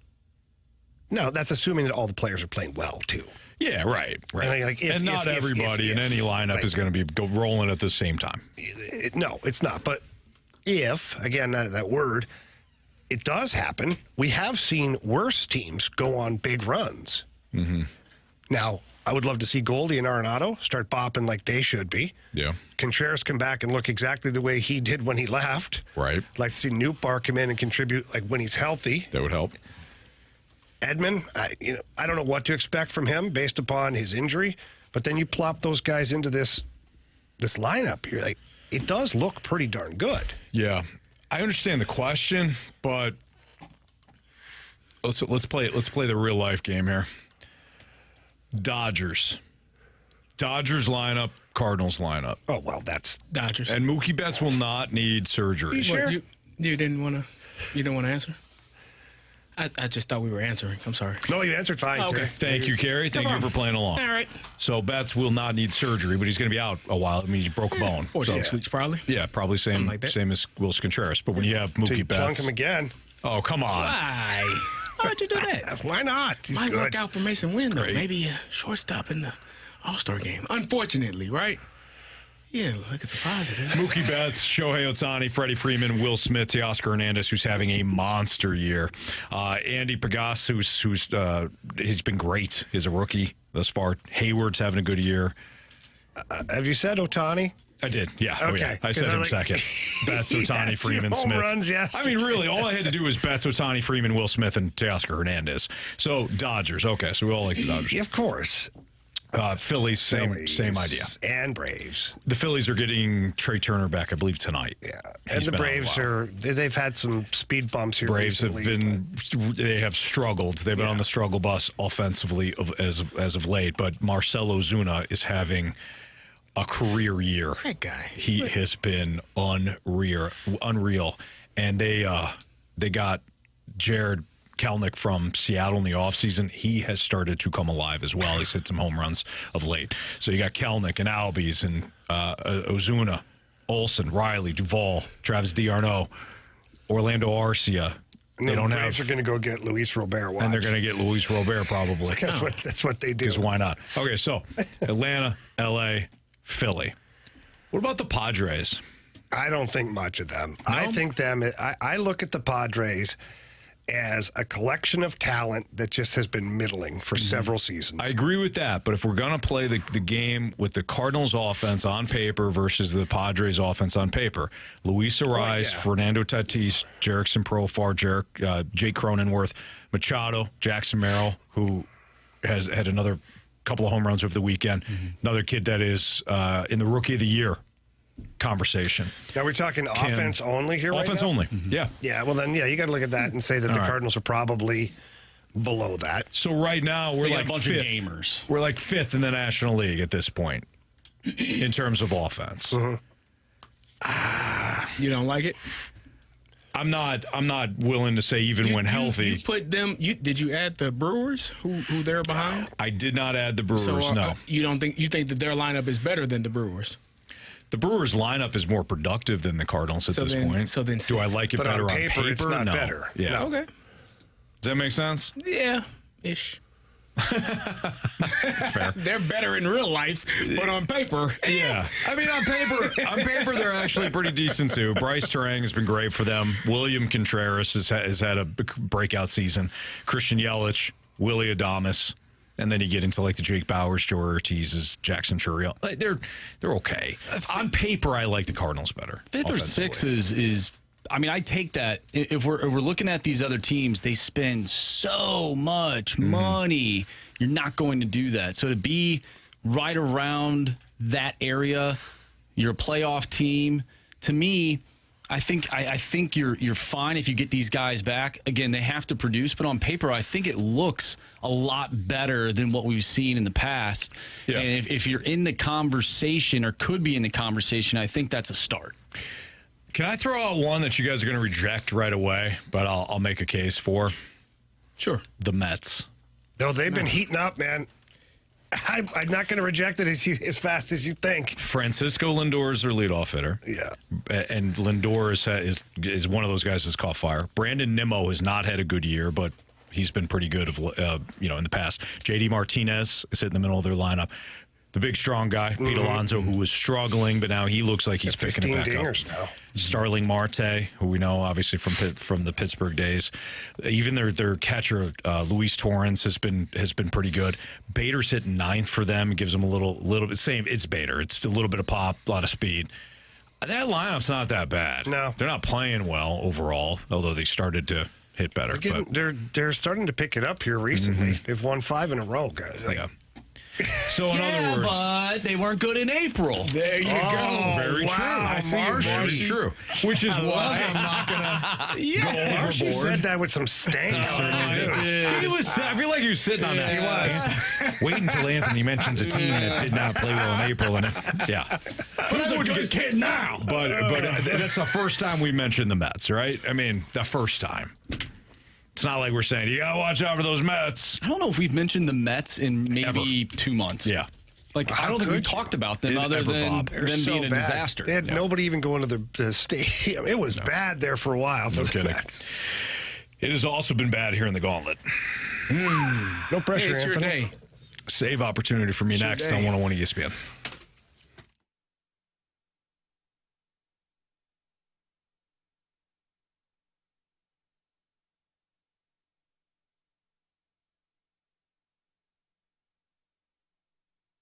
I love Happy Roof. Happy Roof Company, they're fantastic. Whether you have a leak or you have damaged roof, call Happy Roof because they will have somebody to look at your issue within 24 hours of when you call 314-665-3001.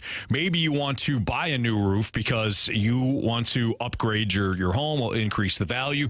Maybe you even want to sell it. Well, Happy Roof Company, they got a 10-year labor warranty on all shingle roofs, and they have a great relationship with realtors. Maybe you get insurance situation, right? You got some roof damage. The insurance company, they already paid you, but you need an estimate. Call the Happy Roof Company. Maybe you needed some help with the insurance paperwork because you got a damaged roof. Happy Roof Company can help. Here's one of my favorite aspects of the Happy Roof Company. If your insurance claim got denied, but all of your other all the neighbors in the area, they all got new roofs except for you. Call Happy Roof. They work well with insurance companies. Free estimates with competitive pricing, cost-effective solutions on flat roofing and metal roofs, residential and commercial roofing. They do it all. The Happy Roof Company. Give them a call, 314-665-3001. Visit them online, thehappyroof.com.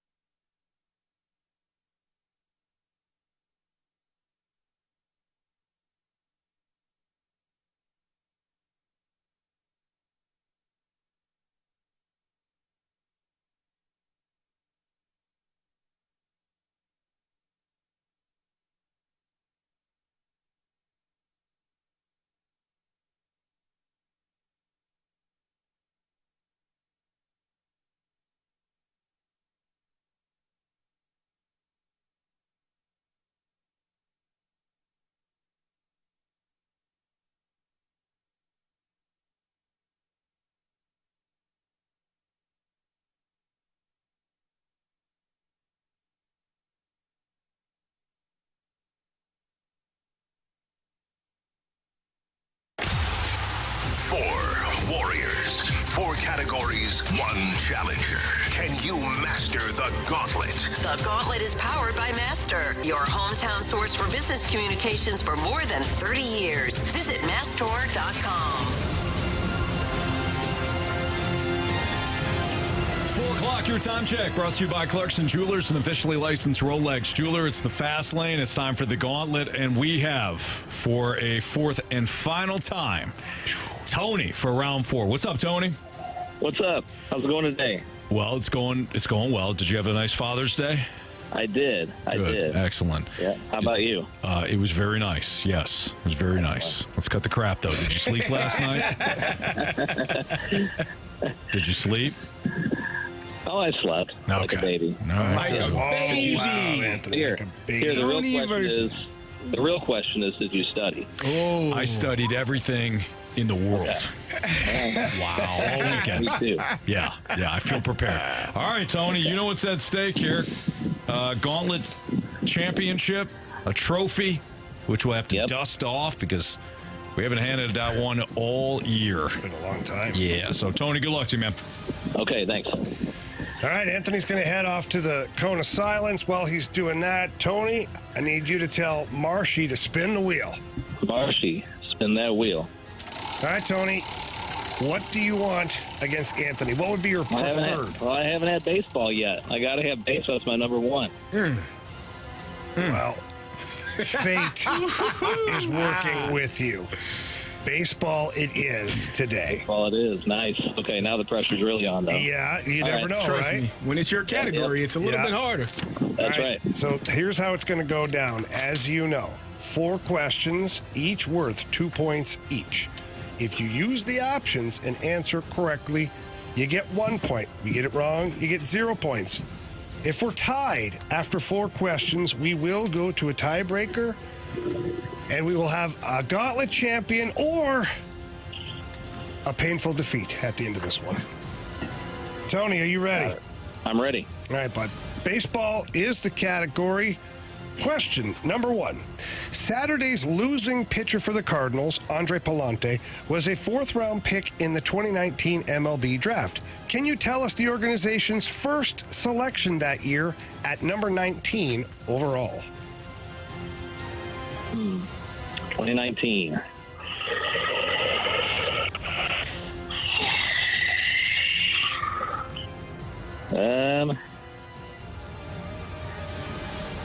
I'm going to need the options. All right. Was it Delvin Perez, Pedro Pajis, or Zach Thompson? Delvin Perez was, I think, earlier. Let's say, you know what, we'll go Delvin Perez. Final? Final answer. Yep. Question number 2. Name the only Major League club that has lost fewer than 10 home games so far this season.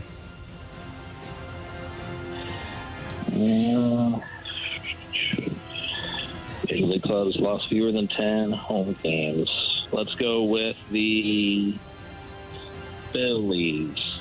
We'll say Phillies. Final answer.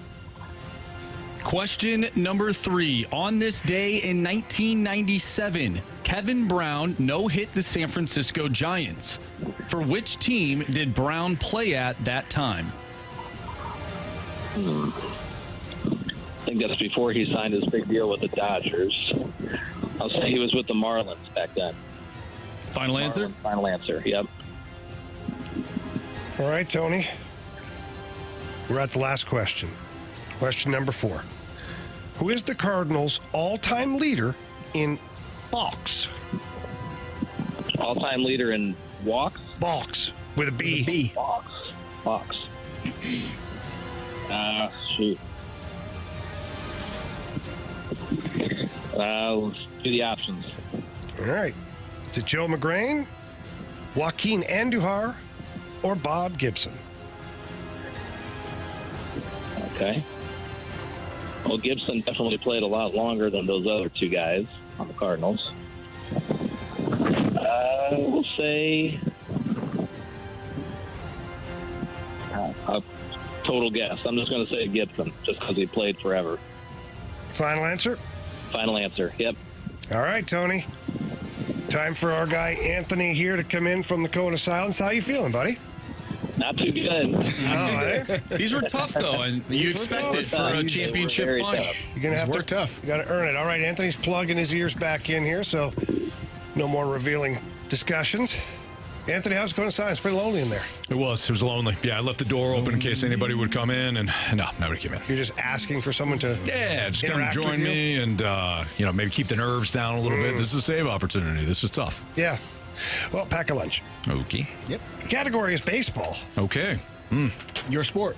Is it? Hey, you're a hell of a shortstop, second baseman. Okay? Did you see just say middle infield. Did you see the graphic I sent you guys? Yeah, that was funny. Yeah. The only thing I disagree with is the coach's son's usually shortstop, not pitcher. But otherwise, I think it was spot on. All right, question 1. Dial it in here. All right. Saturday's losing pitcher for the Cardinals, Andre Palante, was a 4th-round pick in the 2019 MLB draft. Can you tell us the organization's first selection that year at number 19 overall? What year? 2019. 19th overall in 2019.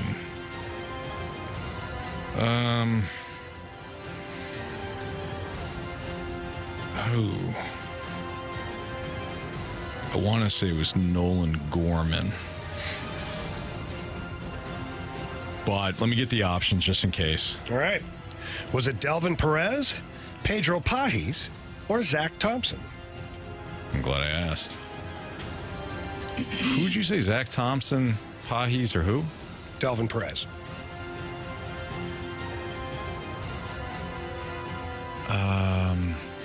Perez was way earlier. It wasn't Pajis. It had to be Zach Thompson. Zach Thompson. Final answer. Question number 2. Name the only Major League club that has lost fewer than 10 home games so far this season.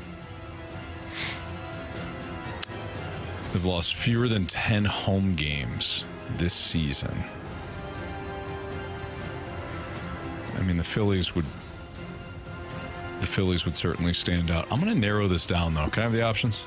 Is it the Philadelphia Phillies, the Cleveland Guardians, or the Milwaukee Brewers?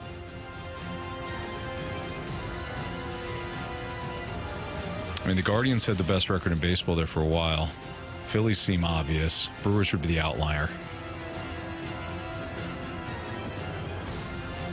I'm between the Guardians and the Brewers. Let's go Guardians. Final answer. Question number 3. On this day in 1997, Kevin Brown no-hit the San Francisco Giants. For which team did Brown play at that time? Dodgers. Final answer. All right. Final question. Question 4. Who is the Cardinals' all-time leader in box with B? Can I get the options, please?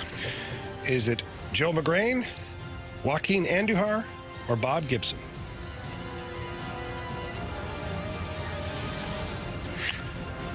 Let's go with Andujar. Final answer. Okay. Let's go over these.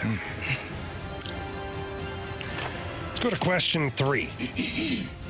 On this day in 1997, Kevin Brown no-hit the San Francisco Giants. For which team did Brown play for at that time? Tony, without the options, you said the Marlins. Anthony, without the options, you said the Dodgers. Answer is the Marlins. 2-0 Tony. 2-0 Tony. Oof. Let's go to question 4. Who is the Cardinals' all-time leader in box? Tony, you said Bob Gibson. Played the longest, got to be good old Bob Gibson. Anthony, you said Joaquin Andujar. Answer is? It is Joe McGrain. Joe McGrain with 21. That guy. All right, Walking so machine. Still. Guy needs to stand still. 2-0. Question 2. Name the only major league club that has lost fewer than 10 home games so far this season. Tony said Philadelphia Phillies without the options. Anthony, you took the options. You said the Cleveland Guardians. Answer is the Cleveland Guardians. 2-1. We head into our final question. Saturday's losing pitcher for the Cardinals, Andre Pallante, was a 4th-round pick in the 2019 MLB draft. Can you tell us the organization's first selection that year at number 19 overall? Tony, you said Delvin Perez. Anthony, you said Zach Thompson. If Tony's right, he's getting a trophy today. If Anthony's right, we'll have a walk-off. If it's Pedro Pages, we're handing out a trophy today. That answer is Zach Thompson. Walk it off. We got a walk-off for a trophy. What you want? So, Tony, here's how it's going to work. Wow. About time we got a game 7. Wow. Guys, let me explain the rules. We don't want any problems here. I apologize. No, you're okay. Everybody's excited. Here we are. So there'll be one more question, and this is closest to the pin. Following the question, Tony, don't say a word. Anthony will write down his answer. When he's done writing down his answer, Tony, we're going to come to you for an answer, and we need it quickly so that nobody thinks that anybody's cheating. And then closest to the pin will win today. Are you ready, Tony? Okay. Yep, ready. All right, Anthony, the question coming at you here. Babe Ruth spent virtually his entire career in an 8-team American League, homering off of how many different pitchers? Anthony's thinking. And, he wrote out a number. Tony, what do you got? Let's say 325. Wow. Marshy? I'm doing the math. We're going to have Marshy do the math here quickly. He said 329? 325. 325. You got I got it. Okay. I got it. So, 325 for Tony. Anthony, what was your answer that you wrote down? 69. Of course it was. Let's find out. Tony? You have chosen wisely. The answer, 216. Wow. How far off are they, Marshy? So Anthony was 147 off, and Tony was 109. Oh, wow. Tony, Nice job, Tony. buddy. Congratulations. Yeah, thank you. That's about as close as we can get. Nice job. Awesome. Well done. Job, Tony. Congrats. So you get yourself a trophy. You get your name on the website, and we'll be forced to take. I mean, we'll love to take a picture with you.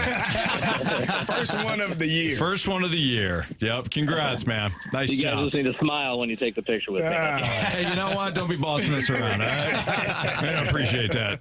Congrats, Tony. All right, man. All Thanks, right. guys. See ya. Awesome. Good job, Nice Tony. job. Bye-bye. You mailed it in. I didn't mail it in. Unbelievable. 18. Marshy, remember when he used to do that every single Unbelievable. time? He'd default. Whenever he mails it in, he goes to the old number. The number. I saw him Writing And it's it one over for me. there. I saw It's one two for me. numbers, and I was like, I know where this As is soon as he going. wrote it, I'm like, really? I should have went 169. Yeah, you would have been much been closer. closer. You mailed it yeah. in. I didn't like that. I didn't mail it in. Carey, you talked earlier about the Celtics and the Panthers just mailing it in. How they last showed game. up for game Yeah, 4. they did. There you go. Exhibit A. Unbelievable. Anthony, I you thought you were were going to in. strike that guy out. I tried. Anthony was in field goal range and took a sack.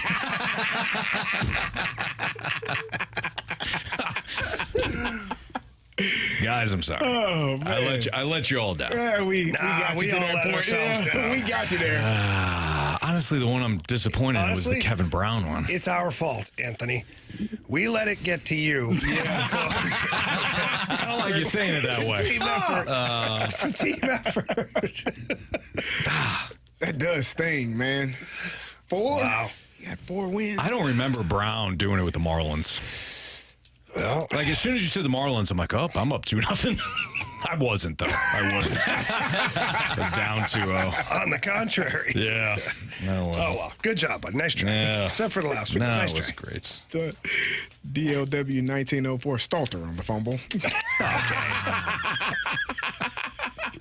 The thing was bouncing to me. Like I'm not gonna pick it up. You know? Don't touch it. Clear. Get away from it. I got it. No, I don't. All right, Tony, congratulations. The first Gauntlet winner of 2024. Man. How do you do with the answers, too? Everything good? Yeah. Legit. All right. Yep. Nice job, Tony. Yep. Nice work. All right. This was a really fascinating question that Marsh posed. Does bolstering the pitching fall on Mo, but the offense and the improvement fall on somebody else or somebody's else? That's next on 101 ESPN. Stalter on the fumble.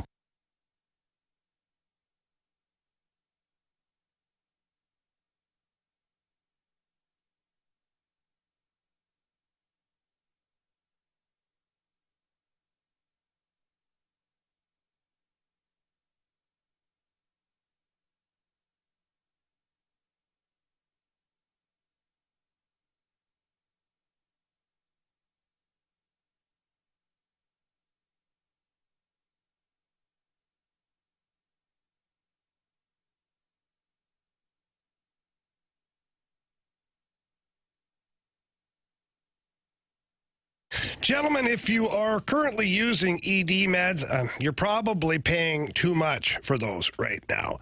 Stop it. The little blue pill, the gummy thing, stop. Get over to the medicine shop in St. Charles.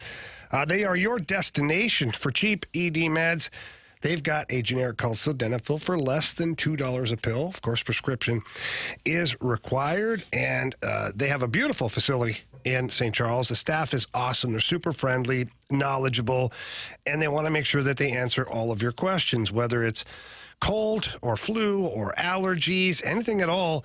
Just ask. They're going to help you out. They do that all the time for me. I ask a lot of questions. I call them my pharmacy family because they take great care of me and my family. And they have an amazing program that if you can't get to the pharmacy comes to you. They offer free discreet shipping and delivery to your home or your workplace of any medicines that you take on a regular basis. So busy schedules, crazy summer stuff, kids are out of school, don't worry about it. The medicine shop will come to your home and make sure that you are taken care of. And all you have to do is ask them about that program when you stop by.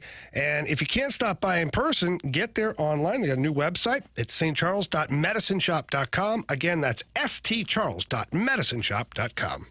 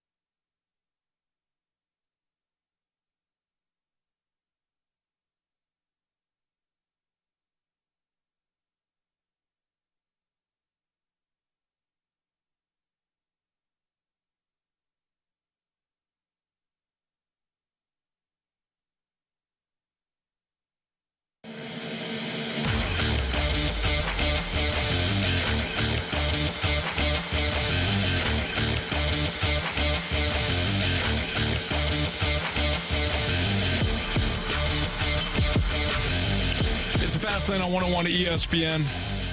Does bolstering the pitching fall on Mo while improving the offense fall on the players? I say yes. I don't think Mo can bolster the offense or improve the offense. I think that is going to come from everybody on this roster. Not everybody, but those that need to make wholesale changes and improvements. It's going to come from them. Like, you're not going to be able to add realistically a top hitter and have him completely change things offensively for your lineup. It's going to happen with Nolan Arenado and Paul Goldschmidt hitting more to their career norms. It's going to be Nolan Gorman maybe finding some consistency. It's going to be the return of guys like Lars Nootbaar and Wilson Contreras and maybe even Tommy Edman at some point. I don't think improvements can be made, like realistic wholesale improvements are going to be made by Mo. The pitching's different, but before we get into the pitching, offensively, do you guys agree with that? Or do you think that Mo can also improve this offense? I don't think there's a player out there that Mo can get that's going to be a difference maker when it comes to offense. Now, you say Luis Robert, yes, but realistically, have you seen what the White Sox are floating out there as far as a return for him? Yeah, basically your entire roster. Pretty much. Yeah, and on like your top 10 prospects. Yeah. So that's not going to happen. Whereas Mo can legitimately find pitching help at the deadline. It's going to cost him. It's going to cost you something. But, no, I think you're 100% right. Realistically, this offense looks way different if Arenado and Goldie are just even close to what they've been throughout their careers. Seriously, it's a game changer. They're probably in first place if those guys are hitting the way they can. Yeah. So, yeah, it's on the players for me anyways. I agree. I don't know that there's anything. If you disagree. No. I don't think there's anything. You have to get production from your best players. I think Mo did the job in signing those guys, bringing those people in, and having the roster, set up in the manner in which you needed it to be set up. You thought Jordan Walker was going to be a bat in this lineup that could produce. You thought, again, Tommy Edman. You expected him to be here, but once the injury bug hit him, maybe not. You expected Lars to perform at a higher level. You expected Dylan Carlson to be better than he has been. And Nolan Gorman, who has had he's gone on some heaters and then he's cooled off. And so when you don't have the consistency in the lineup, I think they put all of the pieces, Mo had put all the pieces in place, but they're not doing their job to make sure that this team is consistent and scoring enough runs each game to help those pitchers out. Yeah. The pitching, though, I think would fall on Mo because if you look at the starting staff right now, same thing, I think. See, but like Sonny Gray, could he get better? Sure. I mean, you could have a lower ERA, and you can go through the entire rotation and say, yeah, well, they could get better. They could just lower the ERA. But I also think that Lance Lynn is who he is. I think Sonny Gray is who he is. So they signed the guys. You think there was a higher upside with the hitters than there is in the pitching? I don't think there's any question about that. I can see that. I don't think there's any upside with the starting staff. I think these guys are. I don't think there's any upside. You didn't like Sonny Gray? Why you twisted me like that? If you say any, any means well, he's coming off a year where he was a Cy Young candidate. So you liked him. I do like absolutely. Okay, but when I'm talking about upside, I'm saying there's still room in his game where you say there's something else he there. He could have been number one in Cy Young. He was number two. Guess there's room to improve. Could have a lower ERA. Some people. I mean, my gosh. Talking about Jordan Walker, there's still upside. Yes. Mason Wynn, Mason Wynn's playing. Mason Wynn's having a really good year. Yeah. There's so much more upside there too, though. He's not a finished product like the guys that are in the rotation. So if you are going to make improvements with the rotation, I think that comes externally, and that's going to come from Mo. So I think that, again, going back to the question, does bolstering the pitching fall on Mozeliak where improving the offense falls on the players? Yes, wholeheartedly I agree with that. Now, I don't know if there's going to be wholesale changes. I don't know if there's going to be wholesale improvements. I don't know if Mo is going to make some splash move. Odds and history suggest he won't. It's going to be more of an arm that you would view as like a fourth guy as opposed to a 2 or 3. But that's okay. Is it? No. All right. I mean, No, I would love to see him make a bold move for a pitcher. Well, Anthony, I know you've been here for a while. You've been watching Cardinal baseball for a while. Get it out your mind. Okay. All right. That's what I was trying to say. That's kind of what I was trying to say. But you put it more bluntly than I did. Get it out your mind, Yeah. all right? All right. Delete it, erase it, move on. Gone. Do you think that Miles Mikolas, and we talked about this earlier in the show, do you think his performance around the deadline will decide what they do and what type of pitcher they get? A 2, a 3, a 4, hell, even a 5. You don't think it depends on what he's doing? I think we want that. I think we want to think that way. But let's keep in mind who is making the decisions. I like the way you phrase that. Like, it's depending on where they are in the wild. Man, they'll get somebody bigger and better. No, I think Mo operates within, like I said before, this box. It's like he shows up to the playground and he's like, oh man, jungle gym. They put something that swings. Got some new contraption. Got one of those things where you spin around. Those aren't safe. Merry-go-round. No, not the merry-go-round. The one where you like stand there and the kids love it. Those were a lot of fun when I was young, and now they're very dangerous. Absolutely. And Mo says, I'll just go to the sandbox. I'll play with the same toys. You know what we're on? We're on the teeter-totter. We're going back and forth. Pretty much. That's where we're at. That's where I'm at right now. So, no, I don't think it matters where he's in the standings. I think Mo is going to go right back to that teeter-tot or the sandbox. And it's going to be it. And you're going to like it because you got no choice. You're not going to like it. You don't have a choice. I feel like when you're in the sandbox, your creativity starts to, ramp up a little bit. You can build a sandcastle. Yeah. All right. Maybe he's not in the sandbox. You're right. Teeter-tot. So let me rephrase. He shows up. He's got the sandbox to his right. He's got the jungle gym out in front of him. He's got some swing sets. He's got some new contraption that they just put in. Like, oh, man, look at this. Nah, just go to the teeter-tot. I'll go back and forth. Actually, he probably... You know what it is? Up and down. Safe. Up and down. Up and down. Back and forth. You know what he's probably doing? He has all these playground things to go out and be a kid. He's sitting on the table or the... Reading or on his tablet, Anthony, because these children cannot get off their tablets. Go outside. I think we did well there. Covered all the bases. We attacked Mo and the kids of America. Oh. Nice job. All right. We have our Sports Six-Pack next, so if you have a question, you can send it to the Air Comfort Service text line at 314-399-9646. Sports Six-Pack next in the Fast Lane.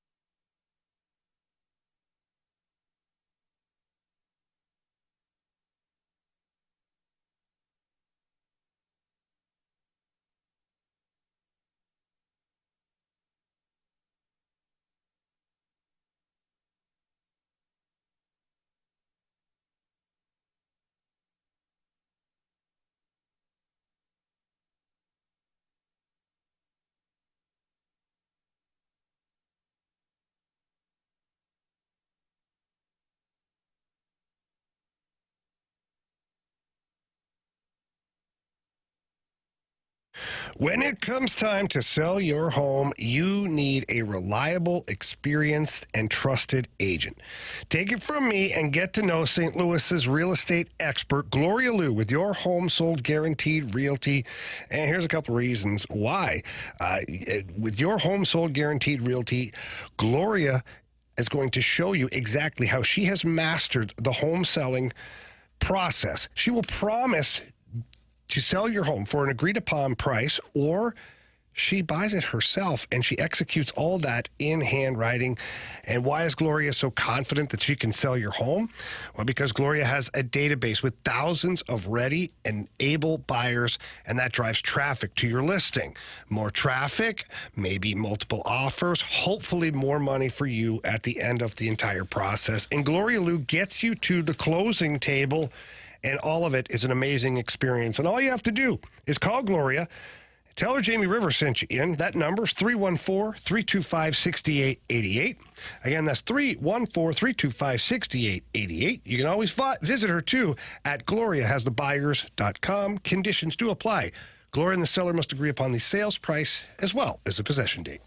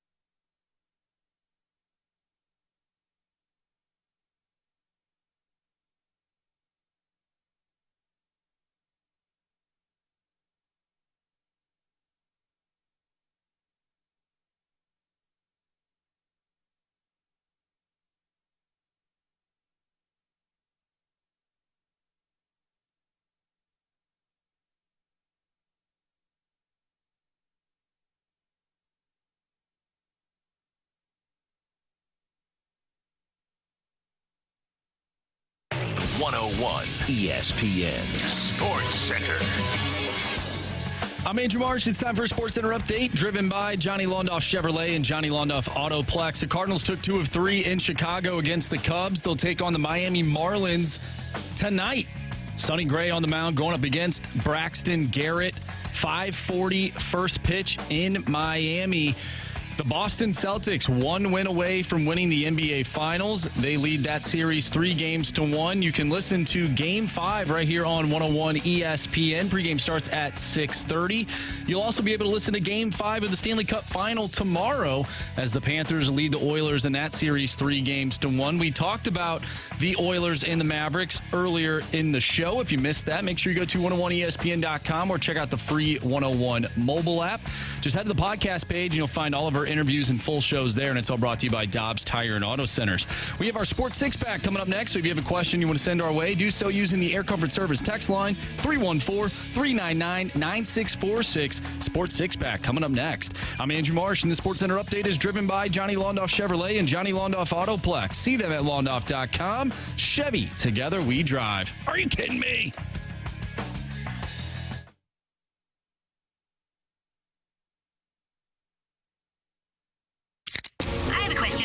time for the Fast Lane to answer your sports questions. I want to ask you a bunch of questions. I want to have them answered immediately. Asking me all these weird questions. Answer the question. Answer the question. Answer me! The Sports Six-Pack is now. It's the Fast Lane on 101 ESPN. Carey Davis, Jamie Rivers. I'm Anthony Stalter. Here's Andrew Marsh with your questions for the Sports Six-Pack. Marsh, go. Question number 1. All right, our first question comes from the 314. Hey, guys, Father's Day was yesterday, and I lost my dad this week. Cheer me up and give me your favorite father-son sports moment, whether it's you and your dad or you and your kids or just father-son sports trivia. Thank you. Oh, man. Well, first of all, sorry for your loss. Yeah, it's terrible. Especially in a week like this. Do you guys have one off the top of your head? Yeah, it was pretty easy for me. We didn't, it's not that my dad didn't want to. We just never had the resources to really go to many sporting events. And the one that I'll remember, it was huge because, the Montreal Canadiens were big. In Ottawa, we didn't have an NHL team at that point. So it was Toronto or Montreal. Montreal was 2 hours away. And my favorite team, one of my favorite teams at that time, was the Philadelphia Flyers. I liked them. They had some tough players on their team. I liked watching them play. I forget how old I was, but Christmas came around and I had an envelope stuck in the tree, and it was from my parents or whatever, and it was 2 tickets to the Montreal Forum to watch the Canadiens play the Philadelphia Flyers. Nice. I had never seen an NHL game live, like in person ever, and so my dad had worked the channels. Like, he got to be friends with Mike Bullard. Mike Bullard was an NHL hockey player, but he wasn't friends with him. He was friends with like his brother or his cousin, and he worked his way through to finally get 2 tickets to this game. And I remember driving there and walking in and be like, wow, the Montreal Forum. And you're just like sitting there and just loving it. And that was probably the only sporting event we went to is like father-son. We did a lot of junior hockey games and like things like that. But so that one sticks out to me. It was a really good memory, and we had a great time, and it was pretty cool.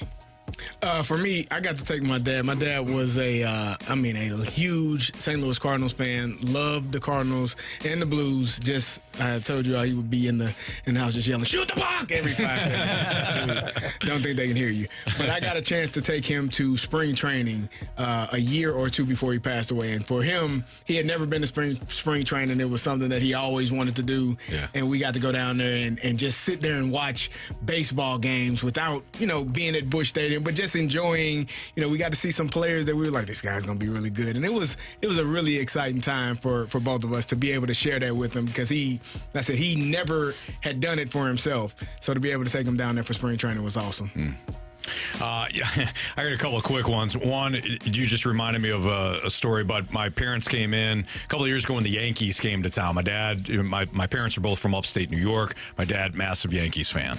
So I said, hey, if you come to St. Louis over the summer, the Yankees were in town. It was when Matt Carpenter came back, and it was the weekend series. One of the hottest days of the year. It was the hottest game of the season. And the longest. I said, hey, I'll get us tickets. And I talked to our guy Stewie from Sports American Mortgage Company. Hey, Stewie, hey, can you get us some decent tickets? And Stewie, he hooked us up, got us, tickets. Yeah, he does. He got us, real close. It was the hottest day of the year, and it was the game where Wainwright and the Yankees just acquired, what's his Sean face? Manaea. No, it wasn't Frankie Manaea. Montas. Frankie Montas. Yes. Both of them got lit up in the first inning. It was the longest, hottest game ever, but it was still cool. And of course, his Yankees lost. But it was just a situation where it's, your parents do so much for you. If you get a moment like that where, Carey, you're talking about bringing them to spring training, and for me, hey, Dad, come on up. Don't worry about, getting the tickets. I'll get the tickets for the Yankees. The other one was, and I may have told this story before, but this will resonate with all dads. Like, you guys, I think it'll resonate with you guys. So when I was young, I don't know, 8 or 9 or something like that. My dad and I are driving back from someplace, and we weren't on a highway, but we're kind of into some like some of the back country streets, right?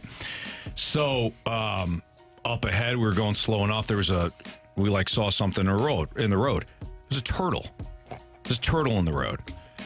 So my dad pulled off, and we both got out. My dad was gonna go get the turtle and push it, get it to the side.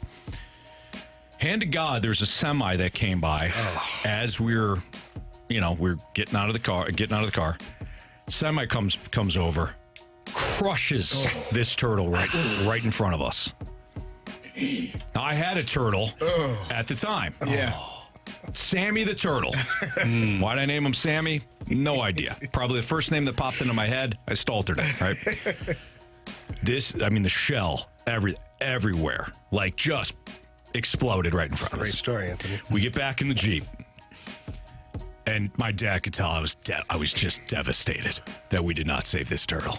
And he looks at me and goes, Ant, that turtle was sick. That's the best thing for it. And I said, he what? I said, he was? You could tell? He goes, oh, yeah, I've seen it a lot. Like some turtle expert. He staltered you. He's like, that's where you get it. He's like, oh, yeah. He's like, no. He's like, I could tell that turtle, he didn't have much to live. I go, oh, okay. I swear, it was like years later, I've thought back on this story. I go, that turtle wasn't sick. But he was protecting my feelings. He's like, this kid's crushed. He obviously saw this turtle get annihilated by this semi-truck. So, yeah, he's sick. He's sick, Anthony. Marshy, what do you got? I shared with you guys last week a moment with me and my dad when we were rewatching Game 7, which was a really cool moment. But I want to go back to when I was playing baseball. We were at the Cooperstown tournament when you're younger. And this particular game we were playing, I was just not having a good game, and I was really just mad at myself and kind of pouting as a kid would and whatnot. And my dad kind of grabbed me. He was like, not really getting in my face, but telling me pick your head up and get to work. What are you doing? And so I'm pretty mad at him just because I'm just a kid or whatever. I go up there and I'm all angry and I get to the plate and I ended up hitting a home run. Nice. Right, center field was like a line drive, whatever.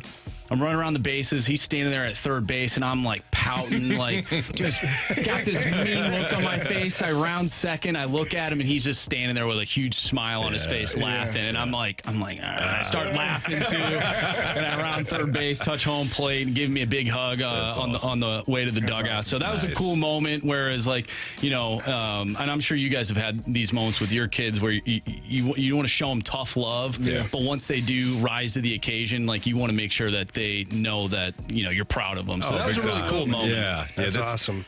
As a dad now, that's that's the balance, right? You're like, I got to toughen you up, man. That was awesome.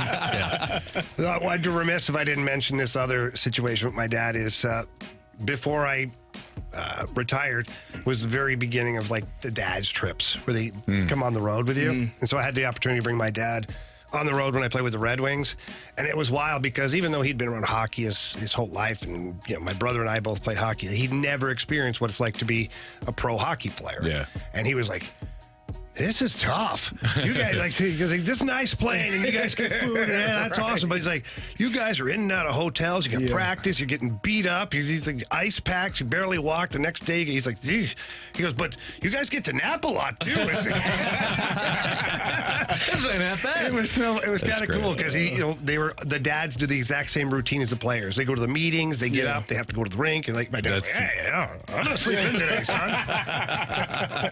No sleeping in, Dad. Yeah. You're a player for the you're a player. It was pretty special. You can imagine, Carey, if you were able to bring your dad on a road trip in the NFL. To be able to experience it. My dad did, so for the Super Bowl, we were allowed to have a family day where the family was able to come to practice and watch the entire practice and meet the coaches and all the players. And so my dad partook in that, and my brothers. And so he got to meet Mike Tomlin, and awesome. Jesse Jackson was at our practice. I don't know why, but he was there.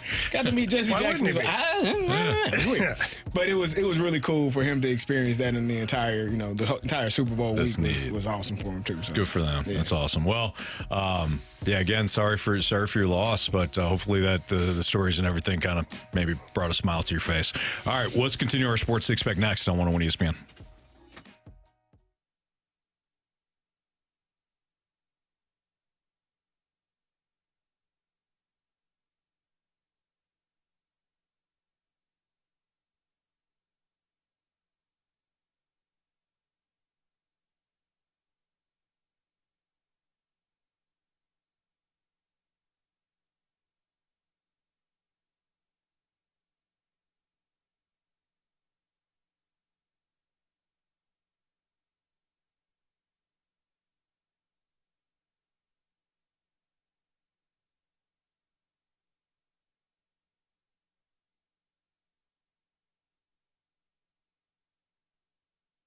Jamie Rivers back with you here, joined by my good friend Tracy Bibb from the Bibb Agency. Tracy, what is something our listeners should be aware of right now with the ever-evolving insurance business? Yeah, so they should be aware of a few things. One, a lot of insurance companies are non-renewing people, so make sure when you get notices in the mail from your insurance company that you are reading those, that they are non-renewing either because of the type of vehicle they have, because of all the car theft, or because of all the claims that they've had from weather-related stuff. We are not doing that. The other thing is deductibles are changing a lot on home policies. So they're going up to like a 1% or 2% deductible. Again, we're not doing that. We even have a home deductible as low as $500. And if you've just gotten a new roof because you did have a claim on it, we will give you a great discount for that. So a great time to talk to us. Perfect. Always appreciate all of your advice, and I can urge our listeners to give you a call. Get a free non-committal quote from Tracy. Ask her some questions. I mean, now is the time to get all the proper information that you can. And all you have to do is call her at 314-328-4260. Again, that number is 314-328-4260. Tracy, thank you so much for everything that you do. Thanks so much. Go Cards.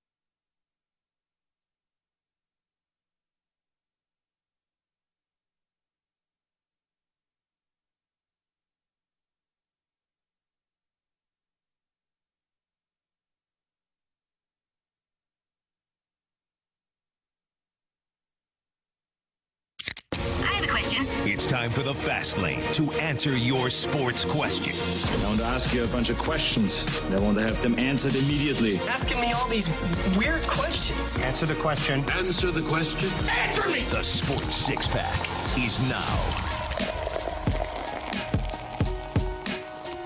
With Carey Davis and Jamie Rivers, I'm Anthony Stalter, Andrew Marsh with your continued Sports Six-Pack questions via the Air Comfort Service text line 314-399-9646.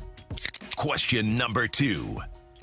All right, we get a question from the 267. With tonight's game included, Pedro Pages has started 8 of the last 9 games at catcher.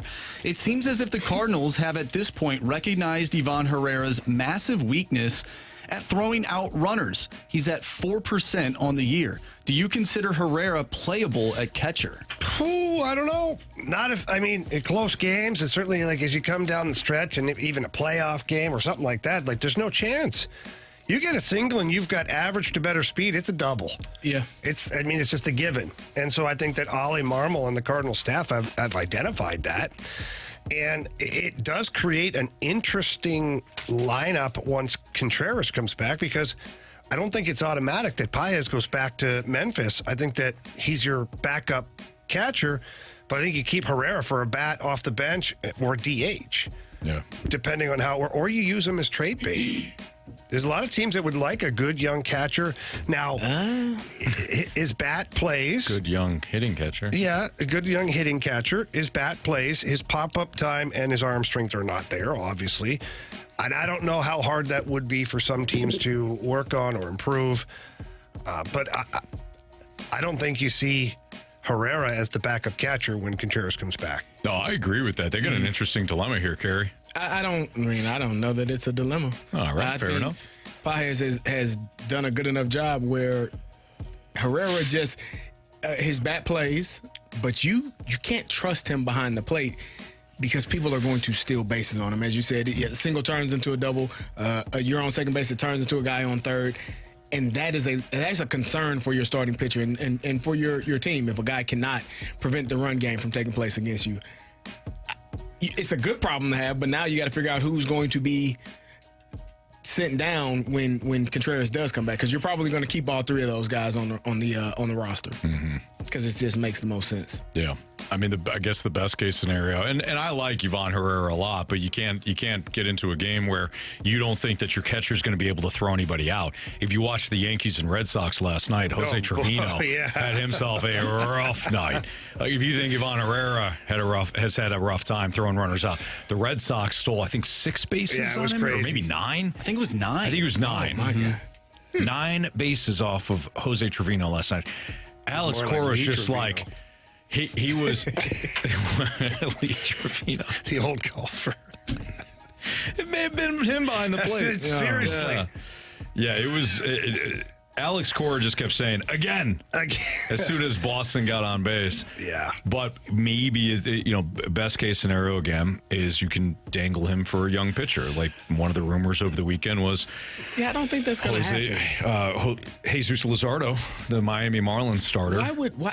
Again, for a package that includes Herrera. If you see his deficiencies, which he does have many of them behind the plate. Well, really just one of them. Because I think he does everything else His really frame's well. Not bad. His framing is good. He blocks the plate really well. Calls game's pretty good. But if you can't throw runners out and you're a catcher, it's a problem. It's kind of part of your job description. Well, I will say this, though, Carey. As you know, observing the NFL a lot, you have some coaching staffs and front offices that are like, just bring him here. I'll fix him. That is true. So all you need is one of those. This year, though. No, I don't think. Not. I agree. Also, a little interesting thing on Pedro Paez. This is from Cardinals Stats and Facts. Paez already has a plus .25 win probability added in 46 plate appearances, despite hitting just 132. That's higher than the following players: Corbin Carroll, Pete Alonso, Luis Arraez, Ellie De La Cruz, Adolis Garcia, Marcus Semien, and Alex Bregman. So, I mean, I didn't even know what the hell that was before I just read it, but win probability added. Yeah, it's when you add wins to your probability. Yeah, you probably add some wins. He's better than those guys, and those guys are pretty damn good. Yeah, so they are. I think his bat could play the more he does play, and I think he's doing a hell of a job behind the dish. So if that's helping the Cardinals pitching staff, then I think you roll with them for the time being. So well said, Andrew Marsh. Well Question said. number 3. Thank you, Anthony Stalter. All right, question number 3 from the 816. If you didn't have radio, what would you do for a paycheck, or what would your full-time job be? Yeah, I'm in trouble. I don't do this well. I don't do it. I don't do it. You're running hockey camps. I'd be running Jamie's hockey camp. And when I say run it, I mean I'd be begging him for a job. Yeah. I would probably be coaching football. Yeah. Somewhere. Not in high school, though. No. They pay for like really good flag football coaches, like youth flag football coaches. If you can put together an offense schematically and I mean, you had 2,000-yard rushers, so darn right. I definitely think that there's a spot for you. Okay. On a coaching staff. Good. Yeah. Yeah. So I'd be coaching with Carey. Yep. There you go. Yep. Is what I'm saying. I tell him, hey, this guy here, innovative. Yep. 2,000 Cutting yard edge. rushes. You need. Really, he showed me the plays. It was really good. Yeah. No, it really was. Like you were coming up with some stuff. I liked it. I appreciate it. I went to you a couple of times. You Hey, did. listen, I like that. You had some tweaks. Yeah. You're like, well, you got to make sure. The best part was when I showed Carey one play, he goes, you got to make sure you're, I think it was a reverse or something like that, a reverse with the throw. And you're like, we got to make sure that the quarterback's left-handed. I go, my son's left-handed. Yeah, because he had the reverse. I'm like, you got the reverse going this way. He's like, he's left. I was like, oh, okay, well, that makes sense. It's better, actually, because nobody expects anyone left-handed to ever throw the ball. Right, exactly. Reverse with a left-handed guy always works. There you go. Yeah. In all seriousness, I'd probably try to teach. Not to say that's easy at all. You'd be a teacher? Yeah. Oh, Teach God what? bless you. Jim. Well, you know what they say, those who can't do, teach. There you go. And those that can't teach, teach. Wait. Jim. Oh, no. Gym teachers are awesome. They are. Okay, so are we like right now? Like Yeah, today. right now. Not If like it's what today- you would have been. No, right now had today. you If not right gotten- now today, I would like to think I have enough experience where I could teach, like, a multimedia class or something. Emphasis in radio. Do you have a teaching certificate? No. So you'd have to go get that.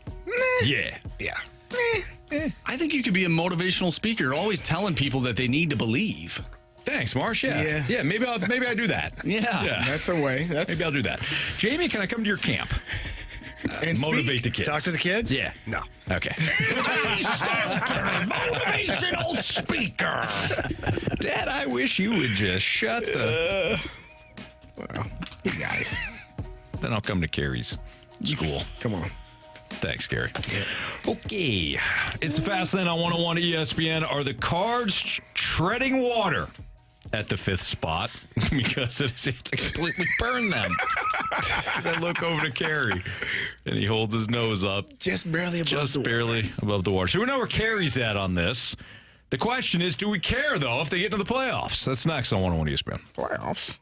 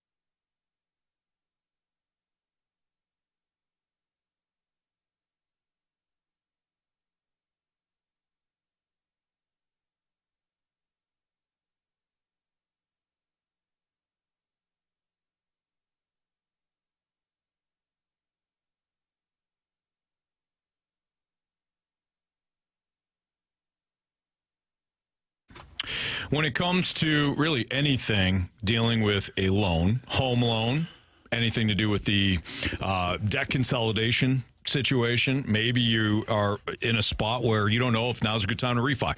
Call our guy, Stewie. Stewie from Stewart's American Mortgage Corporation is going to save you a lot of money over the course of your loan.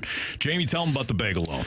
Well, Bagel loan's simple, Anthony. You borrow $200,000 or more, and there's no underwriting fees, there's no appraisal fees, no title fees, no lender fees, no closing costs, and Stewie can get you to the closing table And as quick as sometimes 10 to 14 days. It's unbelievable what Stewie can do. He's got that old school customer service. You give him a call. He's going to answer all your questions. If you have a realtor, they provide you as a lender. That's fine. Call Stewie. Get a second opinion. Doesn't hurt, and he's going to make sure that he's taking great care of you. He loves taking care of our 101 ESPN listeners. So please pick up the phone, call or text our guy at 314-324-4440. That number again is 314-324-4440. Call him, text him any day of the night, any day, weekend, doesn't matter. Stewie's our guy. He needs to be your guy. If you can't remember that, what can they do? You can always Google the Bagel Loan. NMLS number 226715.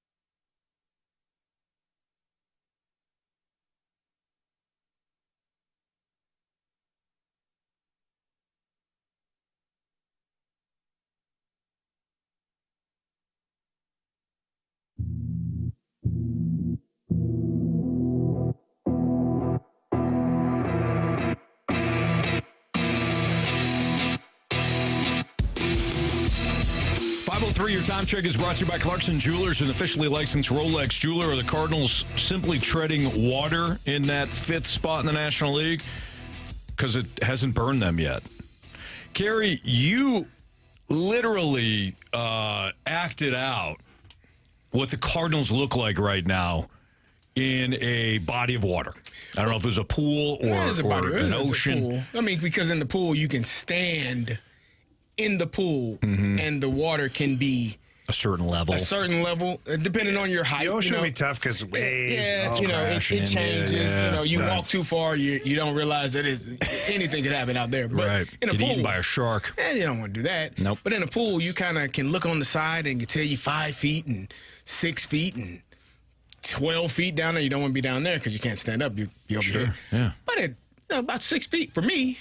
You get down to about 6, get right there, 5. Right up under the nose. Right up under the nose, 5 to 6 feet. It's under there, and you're trying to breathe, Anthony. Okay. And sometimes it's hard.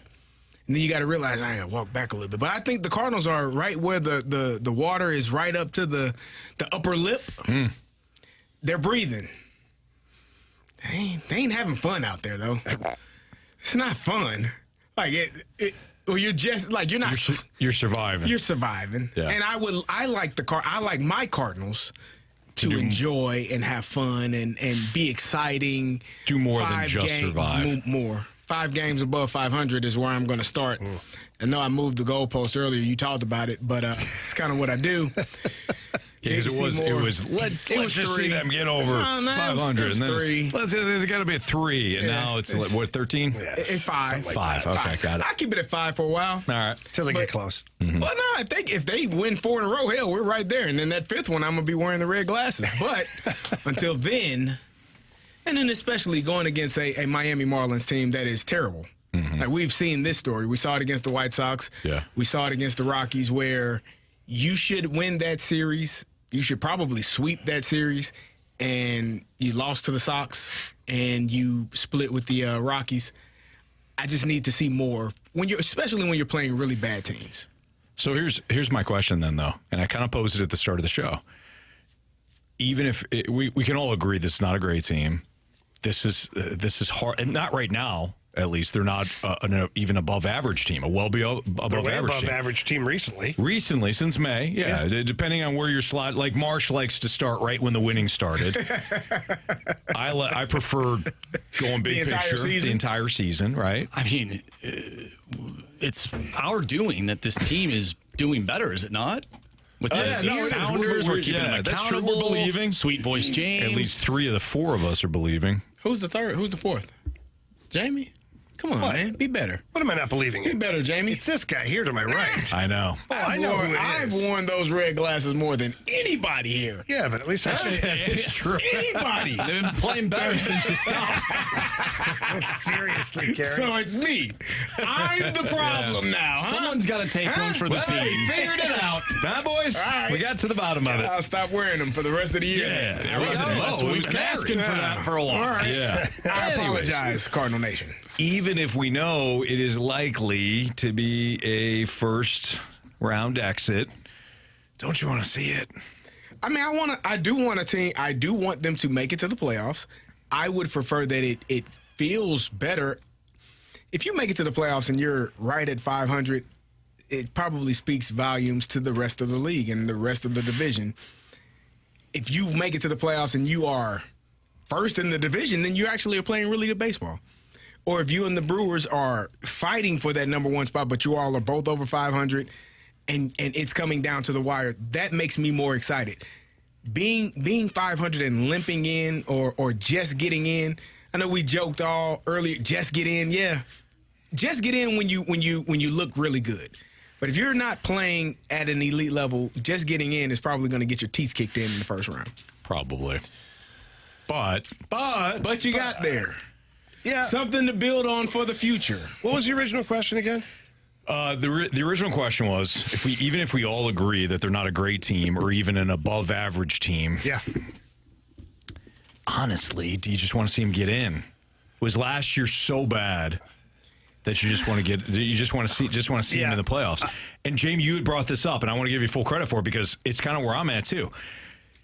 Nothing's going to change. It's the current regime. You know what Mo's going to do. You know how he's going to act in the offseason. You know he's going to act at the trade deadline. There's no surprises here. So if they're going to act that way, it really comes down to, do you want to see them in the playoffs or not?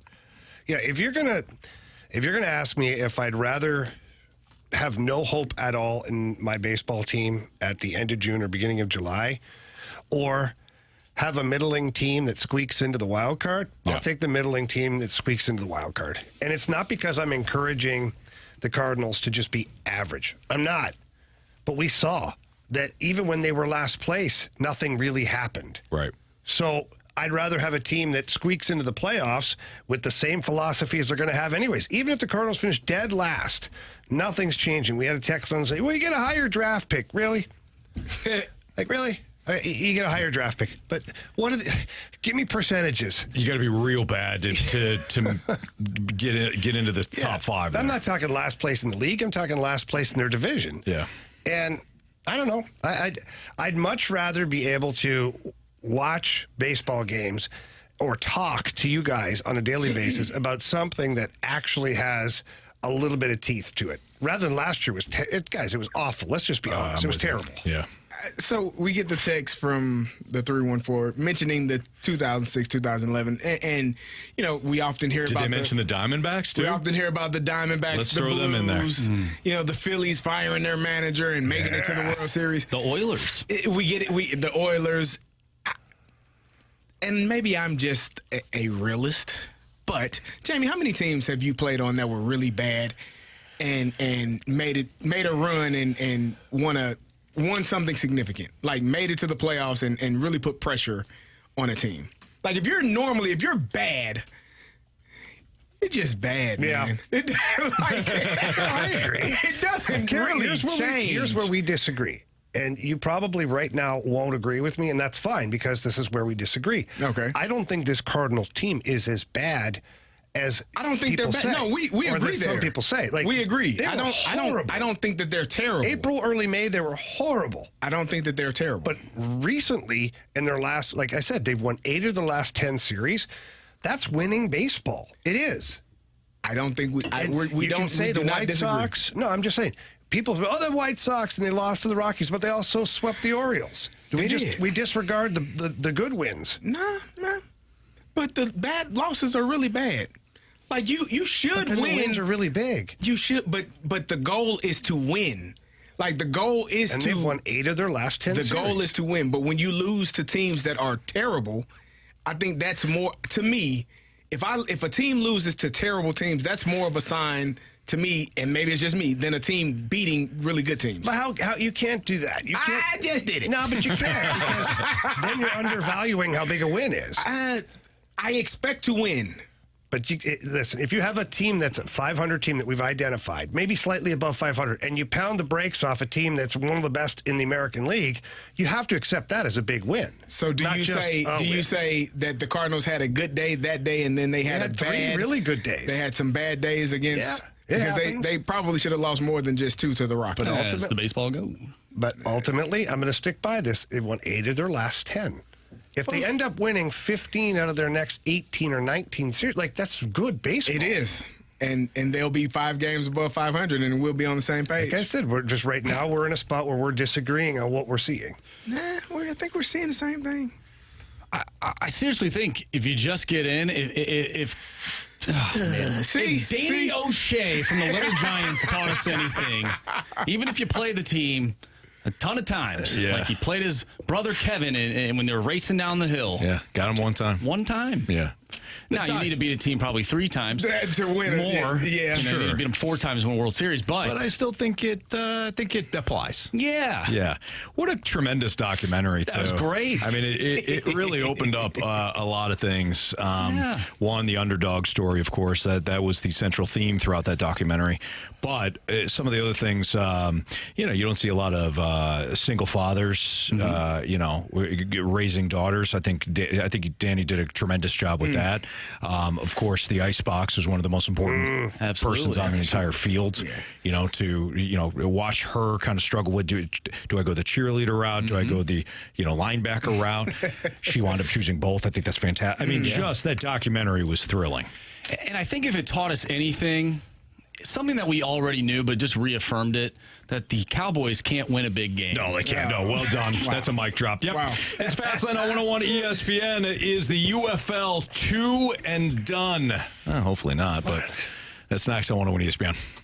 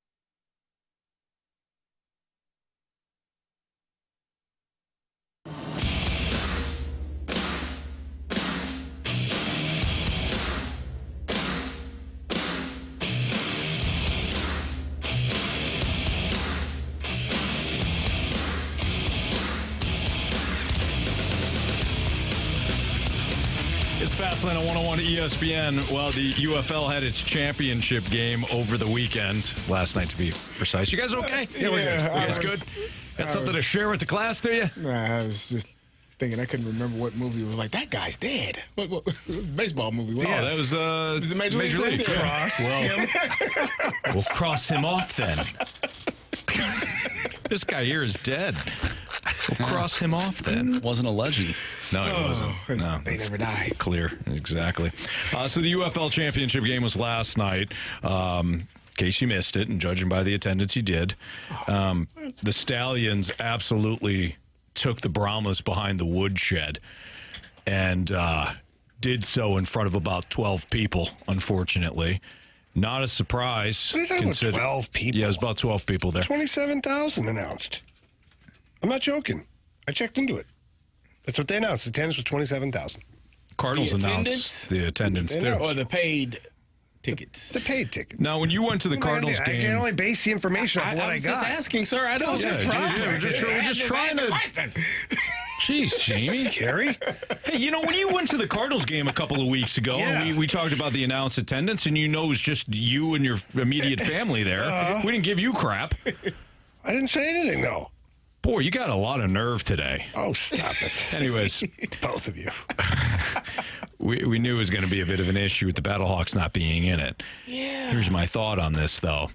If the UFL is solely banking on St. Louis and its viewers to carry the whole league, as much as I love how much we have embraced the Battlehawks, the XFL, and now the UFL, that you're not going to make it. No, it's tough. The attendance overall, I believe the rough numbers were like 170,000 people here in St. Louis, and then the next closest one was like 70,000 for total attendance. Yeah. It's not a winning model for the league. It's a winning model for the St. Louis Battlehawks. And I guess that contributes to the league because they're all under the one umbrella and they're doing the whole like we are all one thing. Right. But yeah, I agree. But I don't know how you increase attendance. I don't know how you get more people into minor league football or spring football, whatever you want to call it. Yeah, without the NFL's involvement. Yeah. Because we've talked about that. We've gone down that route. And, Carey, you brought up a good point last week when you said, okay, does the NFL need to embrace the UFL? It does nothing for them. Right. Taking nothing away from the fact that it would be kind of, it'd be a good collaboration from our standpoint. The NFL doesn't need to spend a dime on this. It will cost them money. And if we know anything about owners, spending money and not gaining anything in return or more money than you spend in return is not something that they want to sign up for. No. So for me, it's not something that I see, NFL teams wanting to partake in. I don't know how the UFL finds a way to be more marketable in the cities that they are in. They have really good players. The Battlehawks have some really good players. We talked about it after the season ended for them. A couple of those guys instantly had some workouts with NFL teams, which means they are NFL caliber players. And there are more NFL caliber players on that roster alone. There are NFL caliber players on all of the rosters because some of them have been in NFL camps and will have another opportunity. But just to get more eyes on the league and have more people engaged, I think we talked about it last week or 2 weeks ago, having bigger name players, bigger name quarterbacks. If more second string NFL quarterbacks decided, you know what, I like playing football, like A.J. McCarron decided, and I want to actually play, and so I'll sign with the UFL team in the spring and then go back to an NFL team in the fall, would that be something that could happen? Move the needle, though? It depends on who the guy is. Let me ask you this. Does A.J. McCarron move the needle? Because we had Jordan Teamo here. We had Jordan Teamo here, too. And we here in St. Louis, we're still selling lots of tickets. Right. So, and I guess my point is, when A.J. McCarron goes to city Cincinnati. X, Y, or Z, in the UFL, like when he's on the road, and he goes, people aren't lining up to buy tickets to watch A.J. McCarron. You need bigger name guys than that. So correct. Yeah. You need, but those bigger name guys aren't going to come play spring football. Well, you need to do what the MLS is doing. Sign Lionel Messi. Well, okay, so I agree with you guys in terms of getting bigger names in. Could you find more hospitable places to play? So, like St. Louis. St. Louis is perfect because look, we lost the NFL team. We're like, so go to Oakland. Right, San Diego, Oakland. I don't know why. That might help. That's what I'm saying. Yeah. I don't know if having a team in Michigan with the Lions generating all that excitement and the Lions being, forget the fact that they haven't won a lot over that is Jamie, that is one of the most dedicated fan bases in the NFL. Like their fans show up and shell out. I don't know if having one in Michigan makes a lot of sense. Or even in Birmingham, where I realize that Birmingham is not Tuscaloosa, but I'm sure that's a heavy Alabama. What if they sign some Alabama players, Yeah, but I think you would be better off finding, like New York, it didn't work. Seattle, it worked kind of, but I would not put a team in a spot where they have an NFL team or a really big college program. I would not put one in Austin. It's just not going to work. Right. Yeah, okay, so then the trick to all of this, or the pitfall, is you have to find those perfect cities. And that doesn't necessarily mean it's even going to work. You're just you're identifying cities that you think, because of past experiences, will work. Or non-college cities, or not too close to a popular NFL or college. Like, you're really now narrowing it down. Yeah, I am. Limiting your places where you can have teams. I am, but I think that might be one. I've seen it work because in St. Louis it has worked. I'm not saying that other cities are going to be as popular as what we have turned the Battlehawks into. However, I think it's a little bit more sustainable than banking on hey, maybe Johnny Manziel wants to play because he's a name. Yeah. You know what I mean? No, and it winds up being a little bit of a... They got Tim Tebow on here, Johnny Manziel.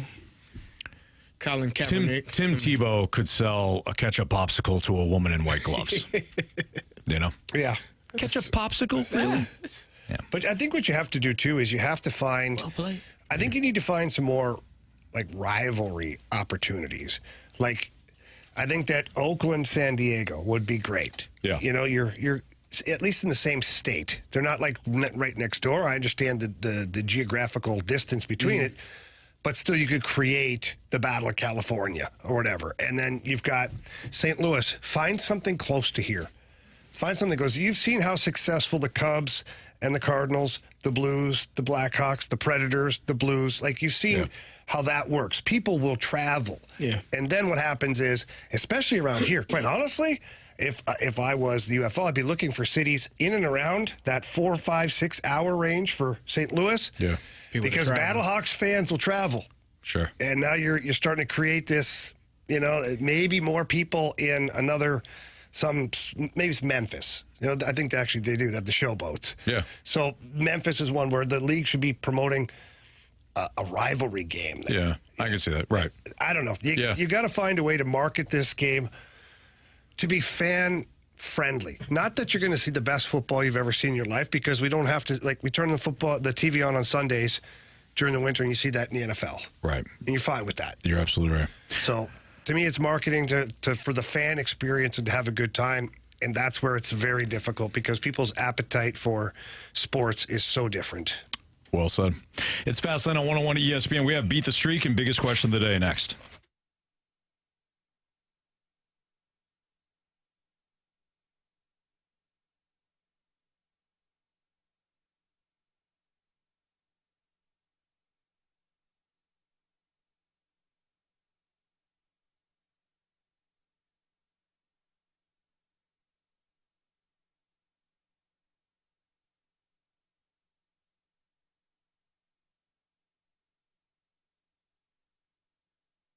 Hey, when it comes to finding your next new ride, I guarantee it's at Auto Centers Nissan. They have over 700 vehicles out in Herculaneum, so when you drive out there, tell them Stalter sent you. They'll love to hear that. They'll probably give you a great deal. Well, you know what? They got great deals anyways at Auto Centers Nissan Herculaneum. They've got, like I said, over 700 vehicles right there on their lot. Plus, they got massive price discounts of up to $20,000 off with no payments for 3 months and no down payment available on select new and used inventory right now. So all current new Nissan specials and incentives are eligible for any hail-affected new Nissan. You can stack up the discounts and save thousands in the process. As always, at Auto Centers Nissan Herculaneum, they give you the 30-day return promise. Within 30 days, if you need to bring the vehicle back for any reason, maybe it's a situation where like, you know what, I really actually wanted the black car instead of the gray one. No problem. Bring it back. Within 30 days, they'll refund you your money or they'll swap it out. No issues, no problems there. So 30-day new car return promise. They also have the complimentary lifetime warranty on new Nissans and eligible used vehicles and the complimentary 1-year maintenance on new Nissan purchases. It's all there out in Herculaneum. Check them out online, too. It's autocentersnissan.com.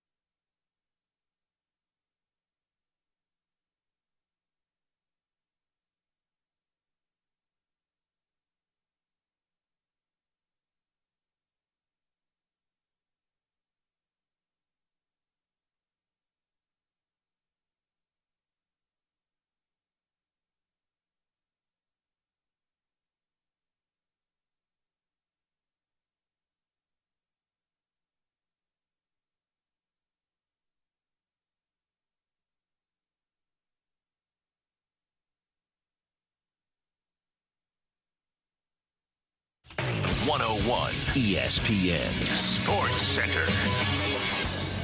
I'm Andrew Marsh. It's time for a Sports Center update brought to you by Saliga Heating and Cooling. The Cardinals will start up here pretty soon within the next 10 minutes as they take on the Miami Marlins. Sonny Gray will take the mound going up against Braxton Garrett. First pitch for that one is at 5:40. Tonight on 101 ESPN, you can listen to game number 5 between the Boston Celtics and the Dallas Mavericks. Pregame for that one starts at 6:30. Boston, 1 win away from winning the finals. If you missed anything from today's show, make sure you go to 101ESPN.com or check out the free 101 mobile app. Just head to the podcast page. You'll find all of our interviews and full shows there. And it's all brought to you by Dobbs Tire and Auto Centers. We have Beat the Streak and Biggest Question of the Day coming up next. I'm Andrew Marsh, and the SportsCenter update is brought to you by Saliga Heating and Cooling, an independent American Standard heating and air conditioning dealer.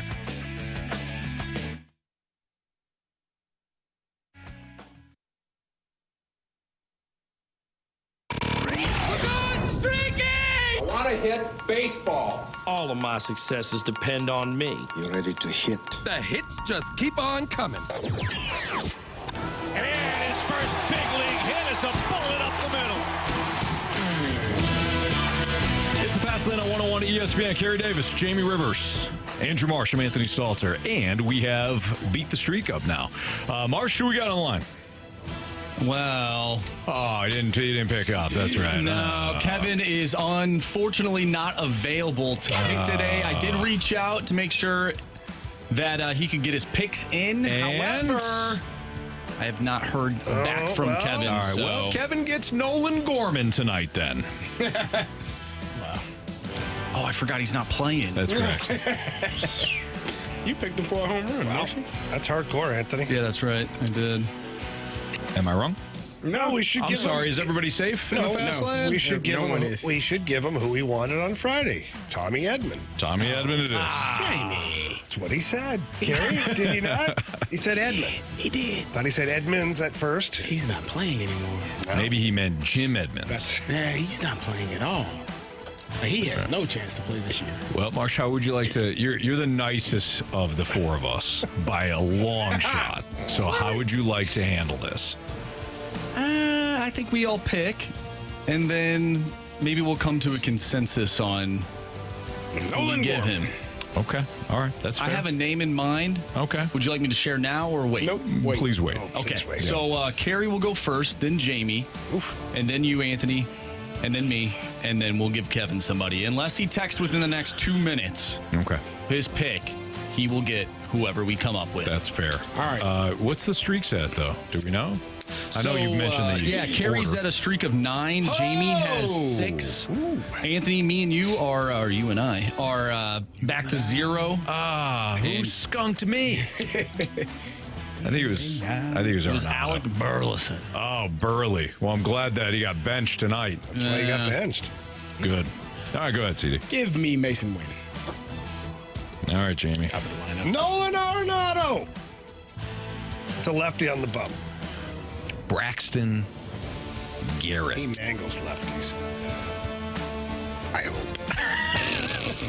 hope. Marsh, is it me or you? I'm going to take Jose Fermin. Really? Yeah. My guy. Jose Fermin. Well, guess what, Jamie? When he goes yard, we'll both win. Yeah, we'll both celebrate together. Yeah, we will. Yep. Champagne not optional. Oh, no. It's mandatory. Mm-hmm. Give me Paul Goldschmidt.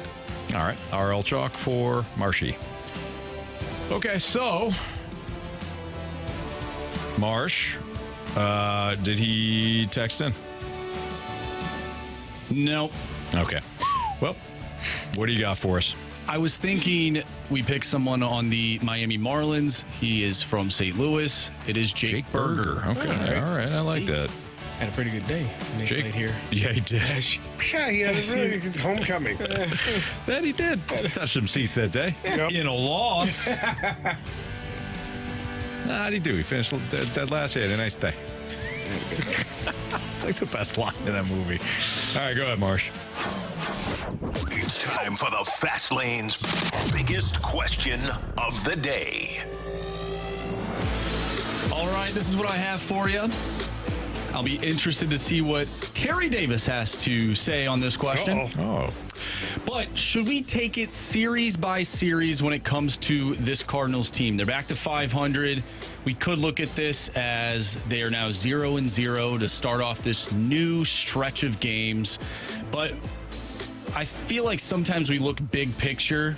Should we take it down a notch and just take this team step by step, series by series? Yes. Every series.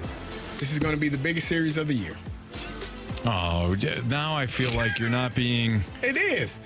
genuine. Every series matters. You are not being sincere right now. Not at all. Anthony, After what all the crap he's laid out today, it is not sincere. I'm so sincere. Every series matters. Jamie, you have pointed out multiple times they've won 8 of 10. Let's win another. Make it 9 of 11. Right? Who is this? That's what you said, isn't it? That's what you told me? Yeah, I've been saying it all day. Well, let's win the series. You said they've won or split 8 of their last 10, or they won? They've won 8 of their last 10. There you go. Make it 9 of 11. I don't know what to think about this, Anthony. This series matters, men. He's doing the thing. No, I'm doing the He's thing. about to put the damn glasses on, I swear. No, he's not. Yeah, he's is. not. I'll tell you Watch what him. Carey's doing. Watch him. What am I Worked doing? with Carey for a long time. He's my brother from another mother. All right? Clearly. Tell you what Carey's doing. Clearly. Even. We look alike. We're like twins. Darn right we are. Honestly, Couple of handsome sometimes men. I have to double take. I know. Yeah, every now and absolutely. then. So what Carey's doing is he's fed up with not only the Cardinals, he is fed up with it's right behind the Kleenex there. There we go. Like one of my children. It's right in front of you. Dude, I did that last night to one of them. I did that. Look down. Look down. Really? Look down. It's right there. I know you want to touch him. Been so long. Anyways, this is what he's doing. He's fed up with not only the Cardinals, but us too. He doesn't like the conversation that we've had about the Cardinals. Like we just kind of like we've come to the point where in the 7 stages of grief, we have come to the point where we're like, what's it called, bargaining or whatever. We're like, you know what? As long as they make the playoffs, it's fun. It makes us happy. Yeah, there you go. Thank you. So now Carey's fed up with us. So I knew that to start the he's show. kind of giving in, but not giving in. He's basically saying like, oh yeah, now every series is big. He walked in fed up with us. Of course. Every series is big. Every series matters. What are you guys doing, huh? That's my point. That's what I've been saying all day. No, you really haven't. It matters. You're going to Miami, right? Mm-hmm. With me here? Yeah. Miami stinks. They do. I've You heard agree? that word a lot today. They stink. Series matters because you should beat up on terrible teams. Okay. Yeah.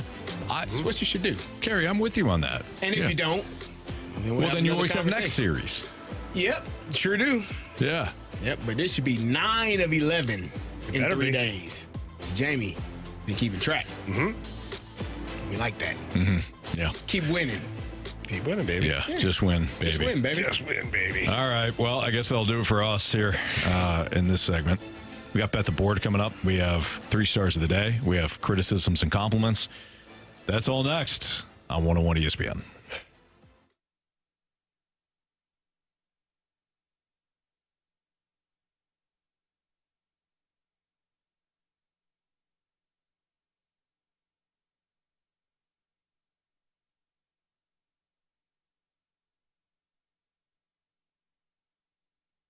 There is still time to give my pals at Mosby Building Arts a call and completely redo your kitchen. They have their Mosby's Great Kitchen Escape going on. And if you call between now and June 30th, and look, we're on the back half of the month of June, so give them a call. But if you call between now and June 30th, you're going to receive a $2,500 Airbnb gift card with a kitchen remodel. So if you've walked into your kitchen recently, you're like, I'm tired of looking at this. It's outdated. I want something fresh, something new. I want to be able to design it, but I want to work with a team that is outstanding. Mosby Building Arts, that is your first call, because Mosby, they will have an interior designer come in and work with you to remodel the kitchen, make it look the way you want to. A lot of times, I've seen it with my own eyes, they do a great job of installing things that are going to save space or upgrade even the space that you have to work with. They'll make it look like a brand new kitchen and use a lot of the same framework that is already there, if that's what you're looking for. Or if you want something completely different, Mosby, they can do that as well. Mosby Building Arts are incredible. I love working with their team. I love the fact that everybody's in-house. They've got their own electricians, their own plumbers, their own everything, so that when your project gets started, they ensure that there's not going to be a bunch of delays, and they always wait until all the materials are in-house before they get started on any project. But take advantage of their their current deal going on right now, which is their Mosby's Great Kitchen Escape. Now until June 30th, $2,500 Airbnb gift card with a kitchen remodel. Give them a call, 314-909-1800. Call Mosby.com. It's Mosby Building Arts, the right remodeling company.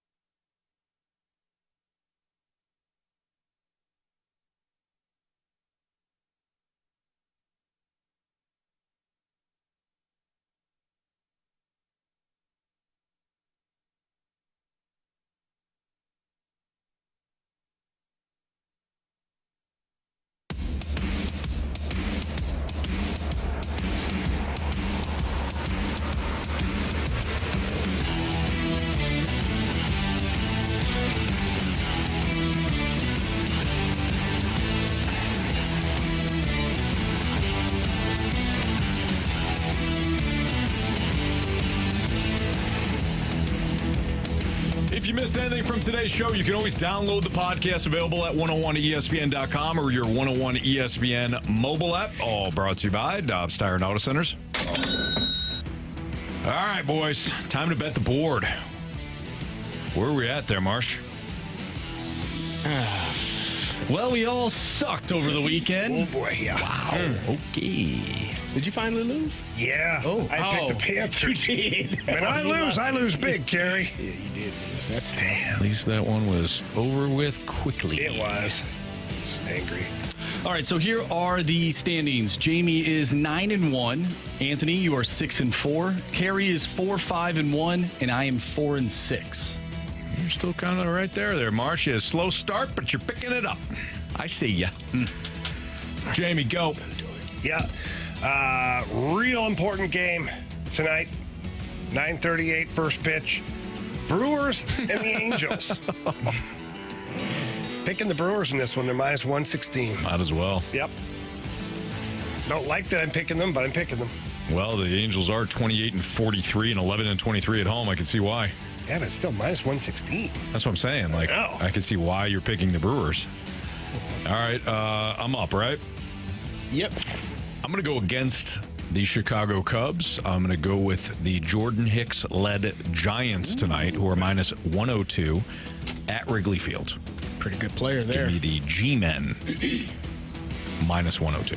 All right, I'm going to have an interesting bet here. There is a player to record 1+ point, rebound, assist, block, and a steal. Yeah. And at plus 145, I'm going to go with Jaylen Brown. Okay. It's a pretty good bet, actually. I think so. All right. I don't hate it.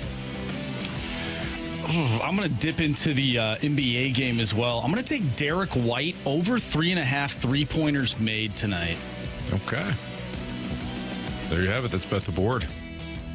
Jamie's still with a pretty commanding lead at this point. It can disappear in a hurry. So go, Jamie. Nice job. I don't want you to encourage Tell you what, there's nothing that... listen, I know Jamie. Uh-huh. There's no way he loses this month. Zero. You know what, Anthony? That turtle wasn't sick at all. I knew it. All right? At all. It was perfectly healthy. Oh, God. Probably going home to his family. Okay? You guys want to feel bad for a second? With dinner. Yeah.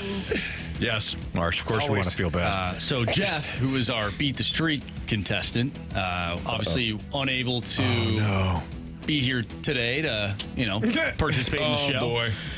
Jeff is a paramedic and is currently on call, Anthony. Jeff. Jamie. On call doesn't mean he's actually saving people right now. That's true. That's a good call. No. But thank you for all that you do. Thank you very much. Thank you. We definitely appreciate it. One day we'll probably need you. Yeah. I mean, you did need him at one point. Oh, yeah. I could have used him for sure. Trust me. Instead of the veterinarian, they had 10 in a minute. Just like working on a big cat. You'll be fine. Just fine. Yeah. This next one comes from the 314, and this was sent to us immediately after Anthony lost the gauntlet. You guys are losers. They're not harsh.